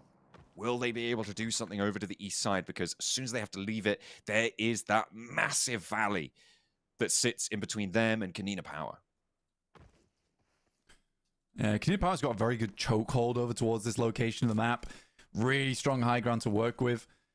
I mean, Dagestan, the best thing for them would actually be for the circle to shift hard over towards that western side and force KONINA Power off that position so they can more comfortably rotate over the northern side of the map. But again, that's not only a case of it being good for them so they can rotate, but it does mean they have to rotate even further. If it shifts back this way, they can potentially play the game out to the late game, but it's going to get really uncomfortable because they're right on the edge. Ooh, but as he has the shots onto Magnum, yeah, you're not getting away from that. Unfortunate. Magnum cut out. That's now 2 players remaining. The best circle that could happen is whatever the worst circle is for Shockwave, I think, for for Dagestan, rather. That is what they are hoping for, because right now they're on 3 players remaining after Magnum gets shut down, and nothing you can really do against KONINA Power's position. But what can you do against Shockwave? That is the big question. Those 10 points, they are ominous. Yeah, a weird play there from Magnum, honestly, especially at this stage of the circle. I don't know if he was trying to retrieve a vehicle. That is nasty. Yeah. I think Dagestan are going out. They kind of have to make a quick raz over towards the north side of the map. That's their only option. There is a shack that they can play, and I think that's the only thing they can do. They have to be quick because they don't want to get sprayed down by KONINA Power. But is Shockwave going to go out to here? They're going to have to push all to one side of their compound. They'll draw attention from Team Spirit on their south, as well as KONINA Power on their north. So potential danger for them to try and navigate. It's all down to this, really. This is a big shake-up for the tables. KONINA Power, they've taken a knock. Yeah, not bad from start. Only 1 vehicle for Dagestan and Zadira. Should really go back and pick up Shifu, to be honest with you. I think he's just scouting whilst he can. Well, Shifu stays behind this ridge side, but he doesn't have a lot of time to do this. Circle's going to be pushing in soon. Needs to go retrieve his teammate. KONINA Power, I mean, they're really committed to keeping Badusi up on that high ground, which means that Perks is going to have to be the guy getting close to it. Team Spirit go down. They got 10 elims this match, by the way. So they are now 8 points short of that 12-point average in the final game. We'll see if they can do that next time around. But the big story, of course, is KONINA Power. Are they going to hold out Dagestan? Because Dagestan have now found an opening on the northern side. Potential for them to change things up. Yeah, you can't get in there. Doors shut. Yeah, I mean, that was the only really rotation that Dagestan could have made. And again, they could have made that with 4. I think Magnum was just looking for that 4th vehicle. But at that stage of the game, it just seemed really dangerous. I think at that point, you just have to hope that one of your teammates comes back to grab you. Though they did have 2 cars. So they could have made that rotate in 2 vehicles easily enough. A curious play there from Magnum, which might put a dent in their game. And their tournament as well, remember. That chase is still on. Those dueling hilltops right now as Star Esports still have a sliver of their ridgeline to control against KONINA Power. Shockwave spotted by KONINA Power on the south edge. Ragnazada, main man, on the spot, goes down, and that is a spray towards Shockwave. Brings them to 2. That is good news for Dagestan. Shots over the way. I think that's on Asia Mix, if I'm not mistaken. Maybe even some of the star players. Yeah, KONINA Power has a pretty good read on this location from Dagestan, but does see awesome high ground. He knows where Limbo Boom is. 100% knows where Limbo Boom is. Question is he going to be scoped in at the right time? Who's cooking that nade? I saw a little indicator. I think that might have been Shockwave. Oh no, potentially Woodson from Brothers in Arms. 2 players from Shockwave still yet to be able to move. You can wrap round the headland here. That could be really good for Dagestan. Again, everyone's sort of forced to play out on this edge of the circle.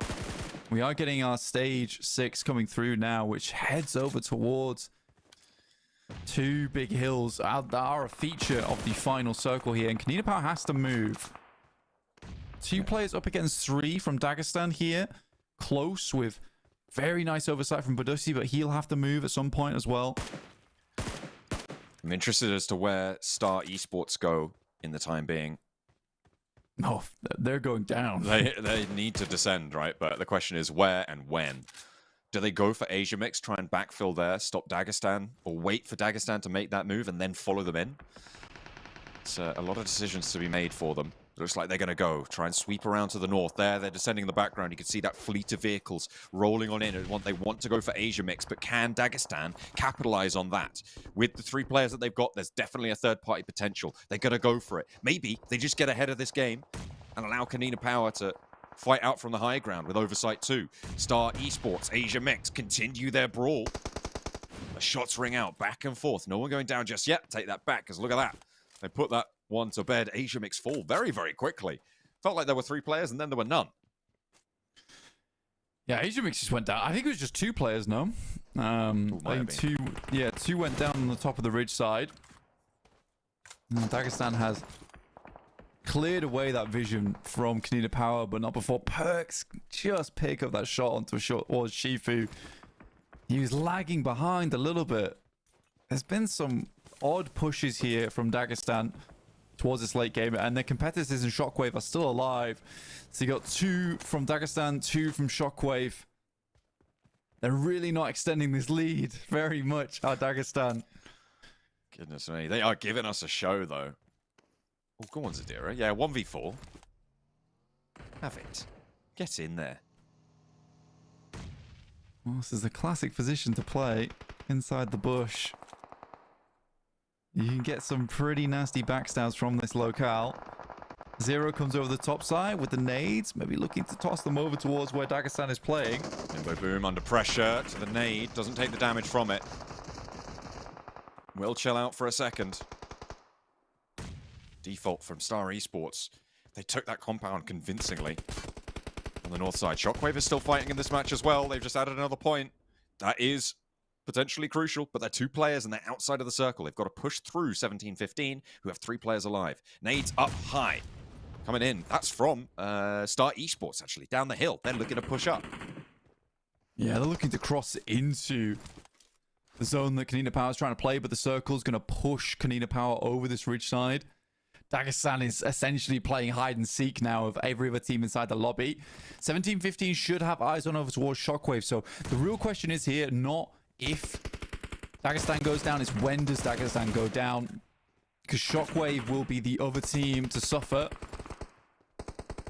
17-15 taking damage. A Limbo Boom does fall. Star Esports are there. Just Zadira now remaining. He's quite central. He might be a little bit hidden. Can Shockwave push through with 17-15 as well on that south side? They're down 1 player. They're looking for that res, but they have managed to get it back up. Shockwave didn't strike while the iron was hot. They might still have the tempo on the fight, though, on the south edge. Can they find something? Can they move through these buildings? It is all up to this as well. The ramshackle, the shacks. Gentle goes low.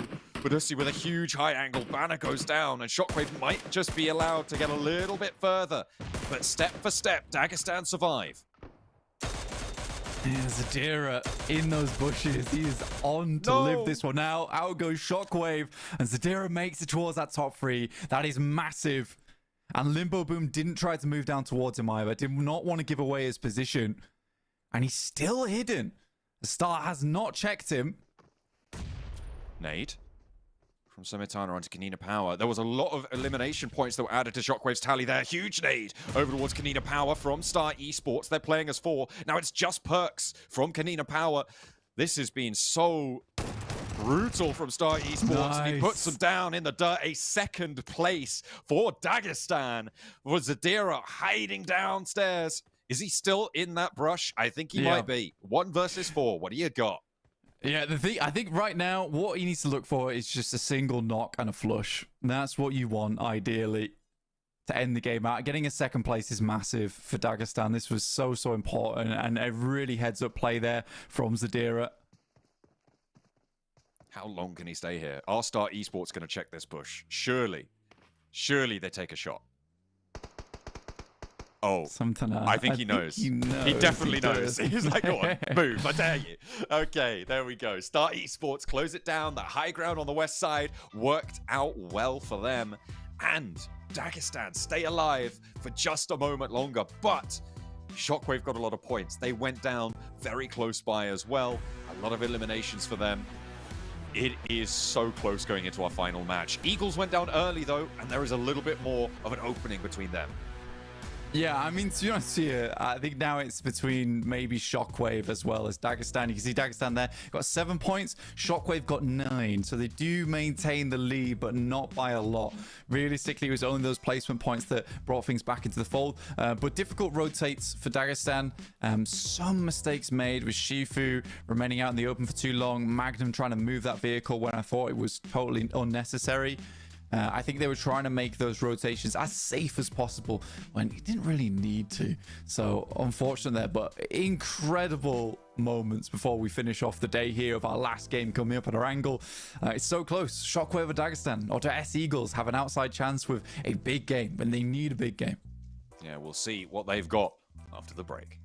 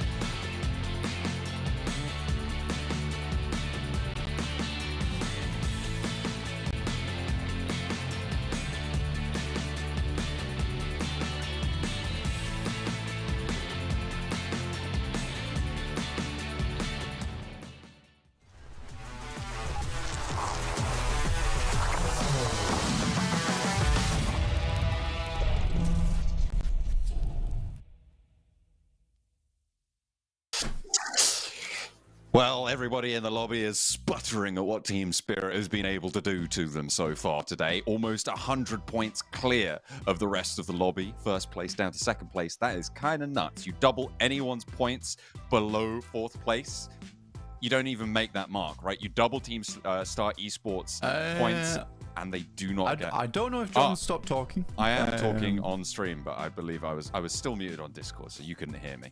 There we go. No. I was just bragging about the fact that fifth place Star Esports were over double behind Team Spirit. Yeah, come on, man. You can't attack these teams too much. Playing against one of the best squads in the world over in Team Spirit. And these are all guys just coming in for the qualifiers. They're doing the best they can to make it up towards that top. I think Dagestan really is the benchmark for a lot of these teams at the moment. And even so, Shockwave has done a very good job. Look at that. Straight into the game. No messing around. We're right here, right now. Last match of the day to see yourself into PMSL. The last time the plane path will head over the grassy pastures for this season for plenty of these teams. Not for Team Spirit. We'll be seeing them again. I think this is one of the few times that it is mathematically impossible for Team Spirit not to qualify. So they are fully confirmed that nobody can, well, definitely not two people can overtake them, which is an insane metric to be able to achieve, given that each match, you can technically accrue, I think it's 70 points, right? The fact that you can't be beat in a single match is incredible. But Dagestan, Shockwave, S Eagles, all of these teams can and most likely will be beat. 2 out of 3 of them will be disappointed. Yeah, just 7 points behind a Shockwave. And around about 21 points there for S Eagles. So honestly, that is just a decent chicken dinner they could get above. Again, for Dagestan, they really are cutting things to the chase here as they move to drop in S Eagles' position, in fact, in Primorsk. Ooh. And S Eagles drop out over towards apartments. I like that a lot. That is a gamble and a half, because that is not a hot drop coming through from Dagestan. That is an assumption that S Eagles are going to try and challenge them over in apartments. What a mind game coming through from Dagestan, and they get Primorsk all to themselves. Fantastic stuff there. I will be so interested to know who made these calls and what they were thinking behind the scenes on both of these teams, because that is a statement from both of these guys. Where are Shockwave in all of this? They have challenge up in the north side. Look at that. Over in Severny, there's strangers nearby. The strangers actually hot dropping on top of them. He could change things around for Shockwave, or just give them some free points. Who knows? We'll see. Oh, wait, what? They've got GETSO too? GETSO's here as well? Oh my god. 3 squads? Not like this. There's Burn on Jakey. Oh my god. This is... I mean, if there's a way to prove that you deserve it, it's here and now for Shockwave. They are grouped up. I think GG Zard is a little bit isolated in this building right now. This is so sad. This is really sad. Not glad. Literally. On the ground floor. Magnazada. He's got armor. He's got a helmet. He's got UMP. He's kitted for this fight. Stranger's not third partying. This is curious to me. I mean, they're probably aware that there's one team. They should have seen all 8 shoots, though. Well, they don't need to, right? They can come in and clean up. There's no reason for them to get involved right now when the team is much closer. What they have to do is literally just get as looted as possible. They have one player close by feeding information back to the rest of the squad of when the fight takes place, because they'll see the knocks come through in the elimination feed. So this is quite smart from Strangers just to leave this one out. Again, I feel very sorry for the boys on GETSO, for the boys on Shockwave. I'm astounded by the play Dagestan makes. All 3 teams are having an interesting start to the match. Let's put it that way. Obito on the top floor window, doesn't spot it. Jakey nearly takes Notglad down. The teams are extricating themselves from one another. It's Lonely from GETSO, who's still kind of entrenched in this fight. Notglad with no helmet, can't really peek himself up there. The stunner to get back, but he can't find his way in. Oh no, needs to get in. The smoke's about to clear, but should be okay for now. Hella blind there for a second. Didn't know his doors from his windows. Yeah, Shockwave really do need to hold down the fort now. Is Asia Mix versus Brothers in Arms. This is happening over towards Zaki.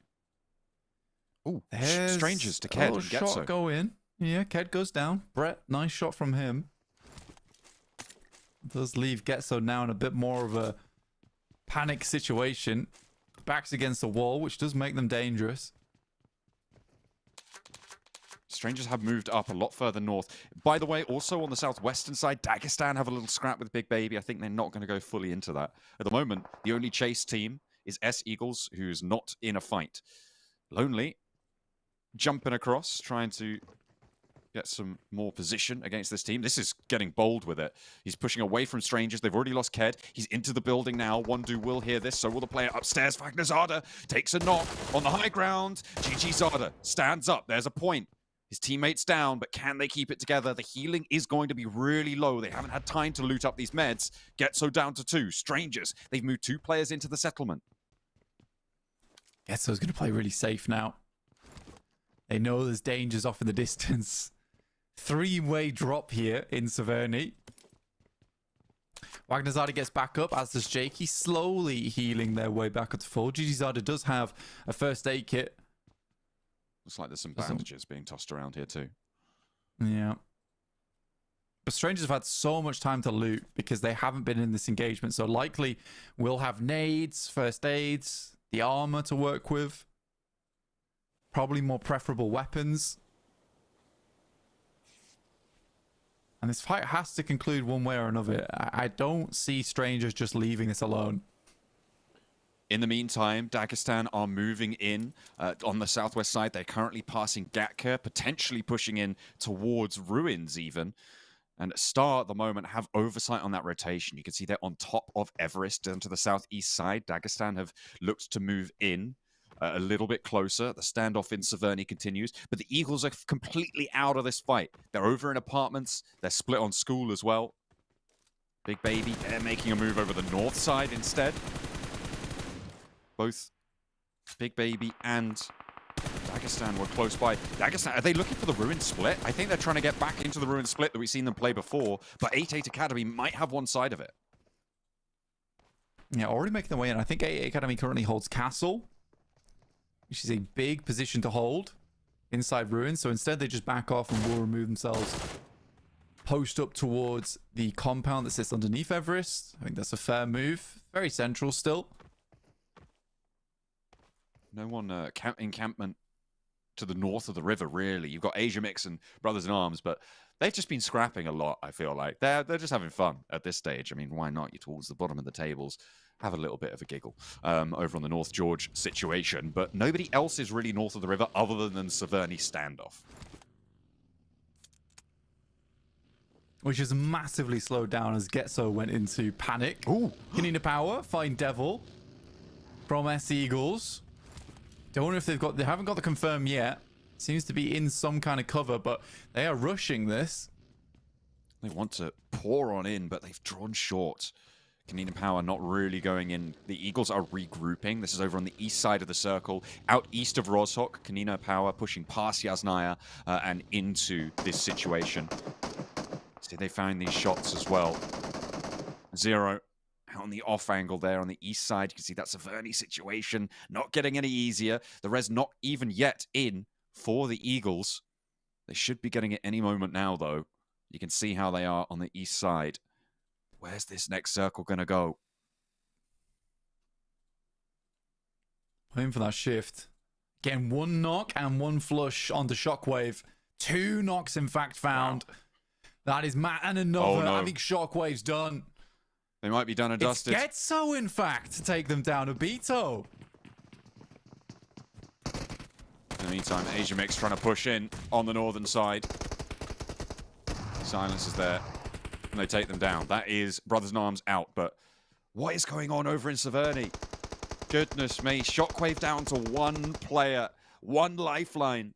Can Dagestan stay alive? Outlast this one. A nade in from Brett, and Strangers are still here. Goodness me. It's all coming to a head for Shockwave on the north side. GETSO are out. Strangers finishes up GETSO, but with Shockwave having one player, this game is all but done for them. And Shockwave will unfortunately be going down right at the last hurdle to a 3-way split drop. A really unfortunate way to end their run, considering they've had some very good games this tournament. And they've played their hearts out. And to come down to a 3-way hot drop, I wonder who they annoyed. Team Spirit trying to push through one for all now. Black with a nade onto Nomi, potentially. Goes a little bit long. Effect got some healing done. And he has to back off the window. They know he's deeper into this building. A nice bounce on that one, and it finds it perfectly on the mark. Nomi knows these halls better than he knows his own home sometimes. Flavius, nade over the side, but there's someone waiting in the hay bales. It's Kitsune. The one for all are down. Shockwave, they are still surviving. I mean, to be fair, there's potential that Strangers don't realize there's still one player alive after wiping a squad.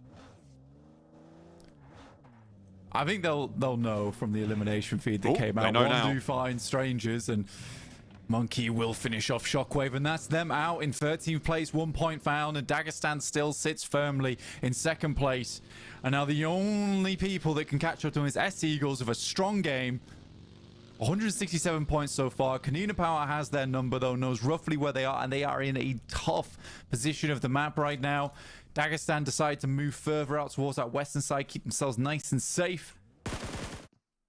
They know that, you know, 5 points might just be enough at this stage to keep them safe in, so they really don't need to get too aggy with it. But on the flip side, you lose a lot of power. You don't play in how you used to.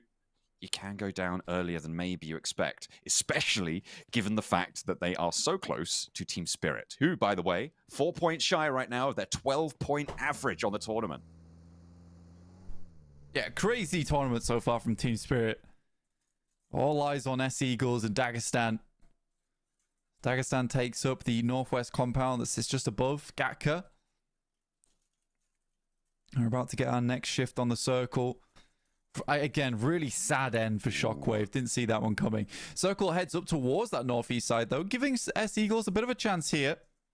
I'm feeling this is more and more going to come down to other teams taking out Dagestan's rivals than anything, because that is a tough rotate they've got to make through the field, and a lot of the playable space has already been picked apart by teams in this side of the circle. As soon as the 8 Academy got to ruins earlier on, Dagestan had to split. And Team Spirit, I mean, they've solved how to play these splits now in this lobby. We saw them getting punished for it in strange ways at the start, but they've established their position on the southwest side. Can they hold Dagestan? Will they draw them short, lock them in at that 188 mark? Or will Dagestan punch through, prove themselves worthy? I think they already have, but they're going to be tested once more. KONINA Power trying to hold off FARVOICE Gaming. It starts off well with a knock over to Inows. No response either. Lidussi moving through, staying safe from the nades. Bombardment ineffective up to the high ground position. They're launching nades back in on their own, but there's a cook here. Needs to burst right outside the window. Just a little bit long on that one there. That bank looked okay. We're not going to find anything either. FARVOICE Gaming still with 3. Insane stuff. KONINA Power, though, getting some more airbursts out the window. Lidussi looks for the shotgun spray out the window as well, and it's perfectly lined up. Really, really well done. KONINA Power remove FARVOICE Gaming for the final time. They end up on 69 points. Nice. Beautiful stuff.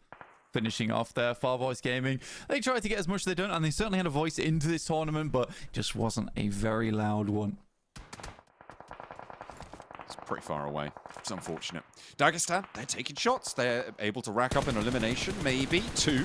They've got 2 points on the cards blank, and every single point will matter because Eagles are in a central position. They are right in the middle of this one, the south edge of ruins, and they've got a lot of control here. It is a big potential game for the Eagles right now with the position they hold. Massive opportunity for the Eagles here over on that east side. Sat in the rolling hills around that location. Strangers removing the members from Asia Mix, but there is a side swipe angle from Keme. The Strangers might just get cut out on this crossing. Pan the head to Dennis. Oh, sad. Oh dear. That is unfortunate. Not what you want to see. The strangers, the death dealers to Shockwave's hopes and dreams, look like they are going to come crashing down around the bridge, or at least stuck in the quagmire of Asia mix over on that north edge. Next circle. Team Spirit still on a long spread on the south side. We're going up north, though. Back over. That castle split would have been huge for Dagestan, but they're not there anymore. They are denied it, and 8-8 Academy instead hold that mantle. 8 Academy have a very strong spot, Splot on the map, we'll say, right, for themselves to play from on Ruin's side. A really, really good split that you can play off the back of. True Monkey. Never going to tell who's alive on that team. They're all on red HP. That is crazy stuff. And the rest of them are going to go down. I'm pretty sure. No, they aren't going to survive. No, Tree's in. Okay, he's thriving. Tree's alone. Eagles with a fight. Rolex nade in towards 17-15. Launching it over the top. If they defend this north point, they have a route in towards the ruins. Phantom now under pressure from Rolex. He spots it out with the nade. And a careening Dagestan make their way past, but they're in the crossfire. Danger for Dagestan now, as Eagles can look to take them down, but they're just going straight on through. No one's taken them down just yet. How have they managed to make this happen? Blank, Dagestan might have just made their tournament. I mean, it's been two defining rotations from Dagestan from our last game into this one. They have to live it out in the bunkers, though, and that is the difficulty. But AA Academy, such a passive team, they didn't even bother to take shots over towards Dagestan. They just let them in with the doors wide open. I'll tell you what, you can't be doing that in PMSL, even if you do qualify Dagestan. That is a death sentence if you're facing off against some more bold teams, but... You find Ragnar as well. You take the points where you can get him. You know, you just get those. Magnum does get knocked in response to a nade. He is quite far away from the rest of the roster. So a difficult rescue mission if they want to even commit that far. Because they put 3 points up on the board. They're on 191, which leaves S Eagles a little bit far behind. I think they're now 24 points behind. Yeah, it's a bit difficult here for S Eagles. Like I said, they need to have a large game here. Magnum is getting blasted away as Rodri searches for him. Zadira and Limbo Boom trying to keep their teammate alive. Doing pretty well on it right now. Zadira might just make the dash. That's a good molly. That is a huge molly to secure this one. You know they're not going to peek this. 8-8 Academy, I mean, Rodri down low, they know if he goes down, he's completely dead, so you cannot risk going for that push in this scenario. He's just going to play backstop, stop Dagestan from getting closer to that high ground. Playing off the vision that they have on that high ground means that he can just play on this wall. Just take a back foot, take a chill pill, allow them to hold the southwest side. Yeah, already having 3 eliminations is great for them. Good spray from Shifu. And S Eagles are really staying out of this game as much as possible. Perks goes down. It's KONINA power dropped down to just 2 players, I believe. 5 elims is this game. But S Eagles haven't done enough. They are so far outside of the zone. And they're not going to have a lot of advantage on this one. 17-15 Dagestan. 8-8 Academy all have prio space. A central shift over towards the central part of the map. Maybe S Eagles can move through, but only just now is Rolex looking to move up and scout. As soon as these placement points start rolling in for Dagestan, it is curtains. S Eagles squad need them to go down now. They need a 14 elimination chicken dinner as it is to beat them out. If they cannot do that, if they cannot get rid of Dagestan, allow them placement points, it just is going to go up and up and up and further away from the clutches of those talons. So difficult for S Eagles now. And again, for Dagestan, they just made such a good rotate here. Such a good decision at the start of the match. Okay. Fantastic shots there from Budussi, who has been pretty on point this entire tournament of KONINA Power. But yeah, Dagestan just made such a great decision at the beginning of the match to drop in Primorsk, and also have just made great rotations from there onwards. And again, you've got to remember, that's the place they don't typically play on the map.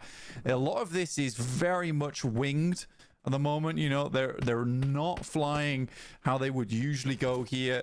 They've had to make an alternate route, bit of a detour, you could say, and they're still making it work. Shot over towards 8-8 Academy in Tokyo with the circle now pushing 8-8 Academy out from Castle is devastating. Ooh. And the nade to finish him off. And that's now 15 elimination chicken dinner that's needed for S Eagles squad. Every time they pop up, it is another strike to the gut of the Eagles. And the door slowly creaking its way closed. Yeah. And for your S Eagles, you had to have a pop-off game. You couldn't start slow. You had to crash people. You had to get those elimination points, but they had nothing to lose here in this match, and they've just done nothing with it.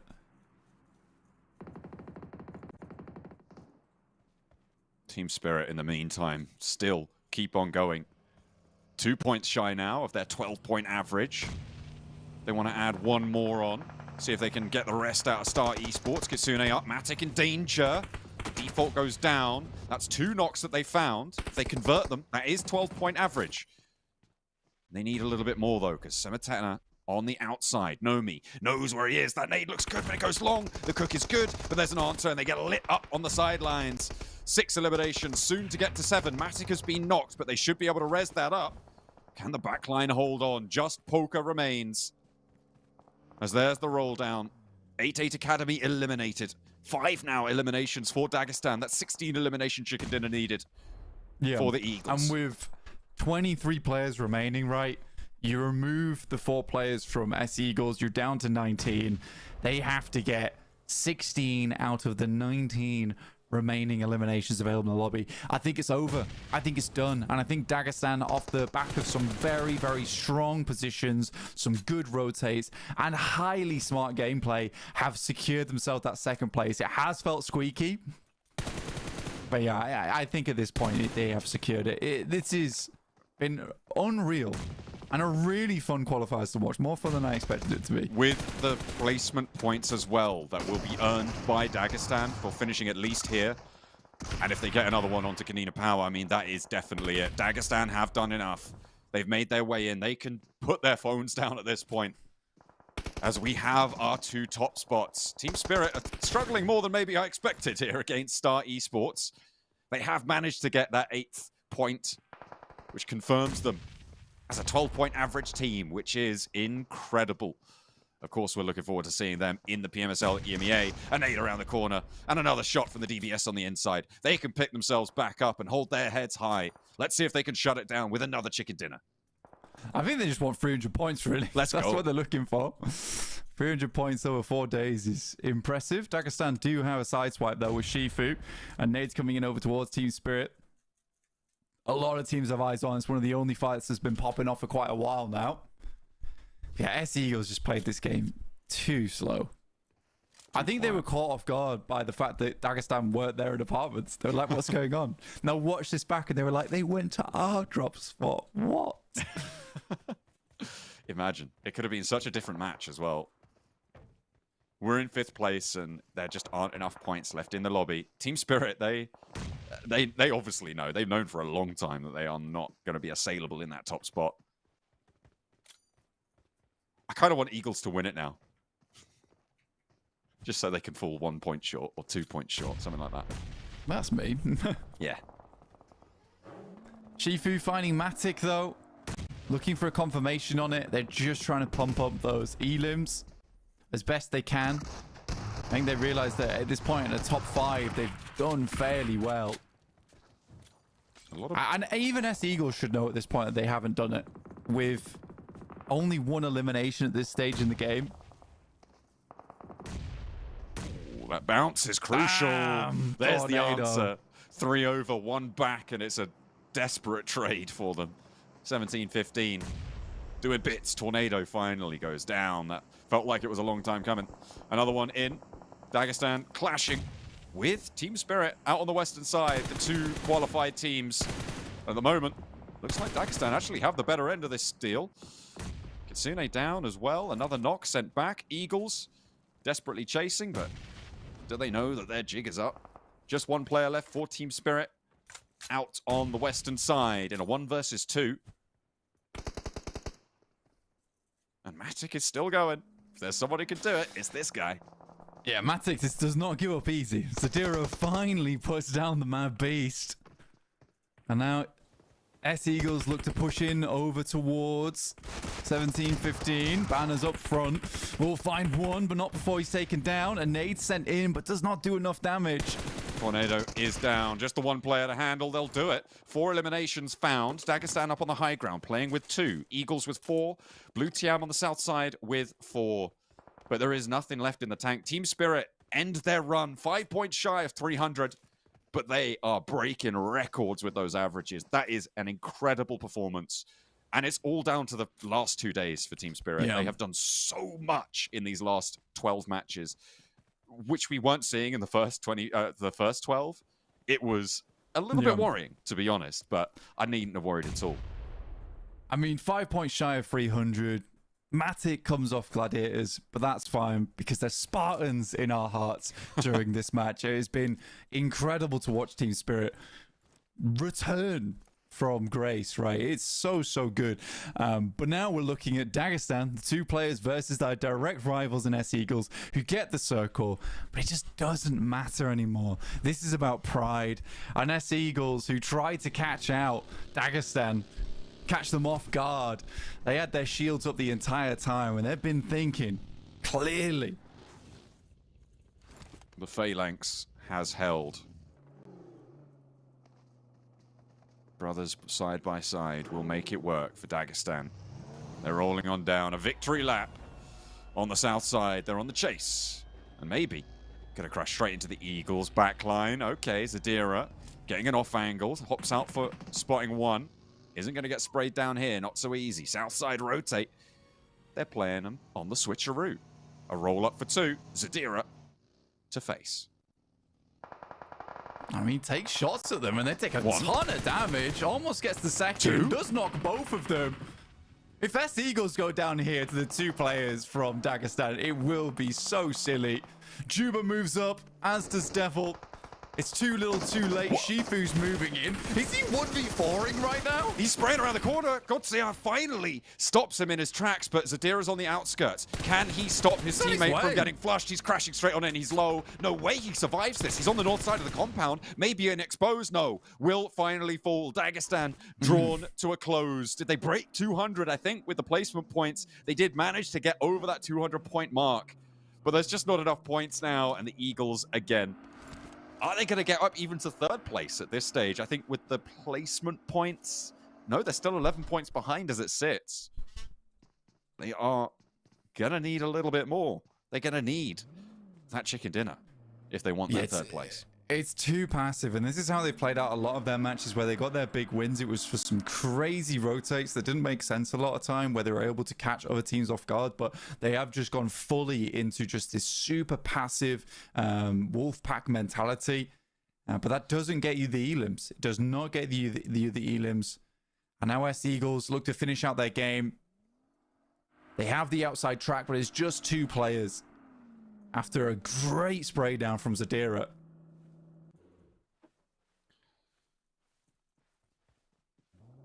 Down in the grass.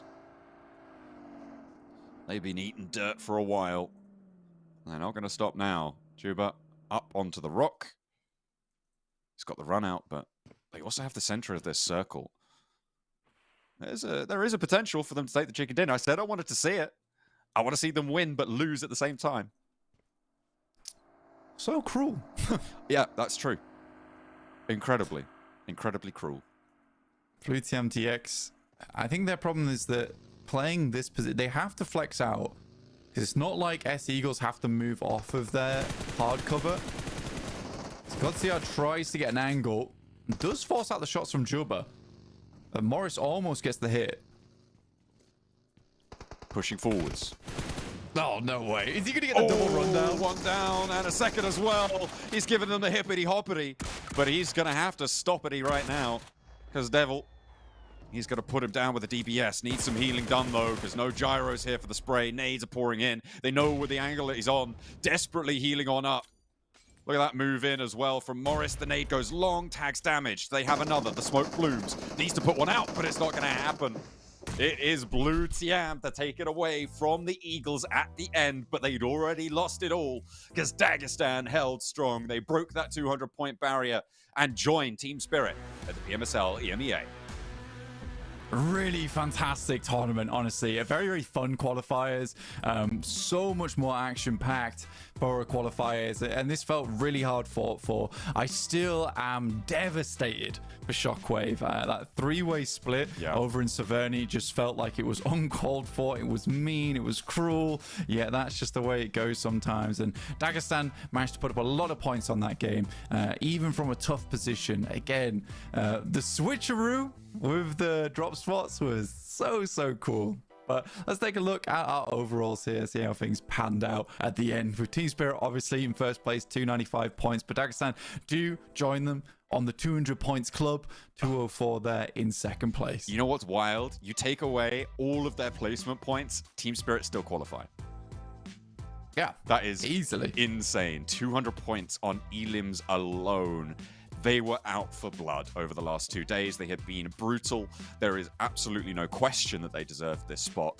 The question for me, though, is can Dagestan find something else in the PMSL EMEA? I'm going to be keeping a close eye on them for the upcoming season. I hope you guys are too, because it is a team that has shown some decent rotational play.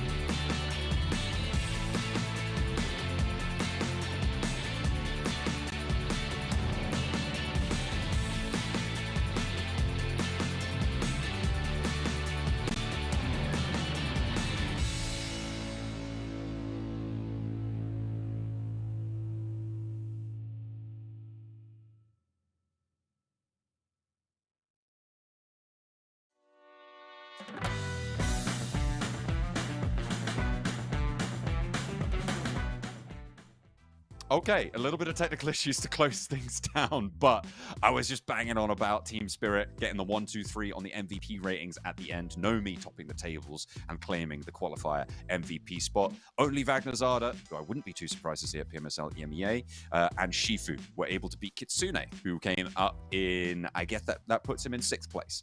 You can take a look at all of those stats. I'm sure we're going to be throwing them out on the socials. Check them out. Absolutely. You can find those underneath on the screen for just 2 seconds. Let's check out our MVP for the tournament here before we close things out, and it is Zadira from Dagestan. That's crazy. 2,493 damage and 15 eliminations today, I believe. Very nice stuff. Yeah, very well done to Zadira there to pick that one up, and I think he did do a lot of work. Again, we were praising Shifu, but again, Zadira also popped off big time. Yeah, absolutely. That was a great run. Shifu, Zadira, Magnum as well, pretty close behind on the overall MVP situation, going pretty strong, pretty great guns there. But I do want to see Wagner Zada. I love saying the name, and I will say it again. I want to see him get picked up into the PMSL EMEA. Yeah, he's a really strong player, and I think it's so good. Let's take a look at our MVP from the whole... No. okay, never mind. Almost caught off guard there with the producers playing tricks on us. Our producers in our ears. He was giving us some MVP stats. But yeah, absolutely. Team Spirit. There was a question in days 1 and 2, right, about what they were doing, because frankly they were not up to snuff, and then they figured it out, and it was completely baller. I was also quite interested about how the Eagles were playing, but in the end, it just didn't turn up. And you were saying, you know, it was just some weird rotates, some weird plays that they were able to capitalize off in a lobby that they could do that in. It's not going to happen at PMSL EMEA, and I'll tell you for why. Because they're not going to it. They're not allowed to. Dagestan take that spot. Yes, they do. But for Team Spirit in first place, massive congratulations to them, and Dagestan, who I'm sure we'll see some smart plays from in the future in PMSL EMEA, which we will catch on with very, very soon. So stay tuned. Make sure you follow the socials, and we'll catch you there at PMSL EMEA. I've been Blank. That's been John, and we'll catch you very soon.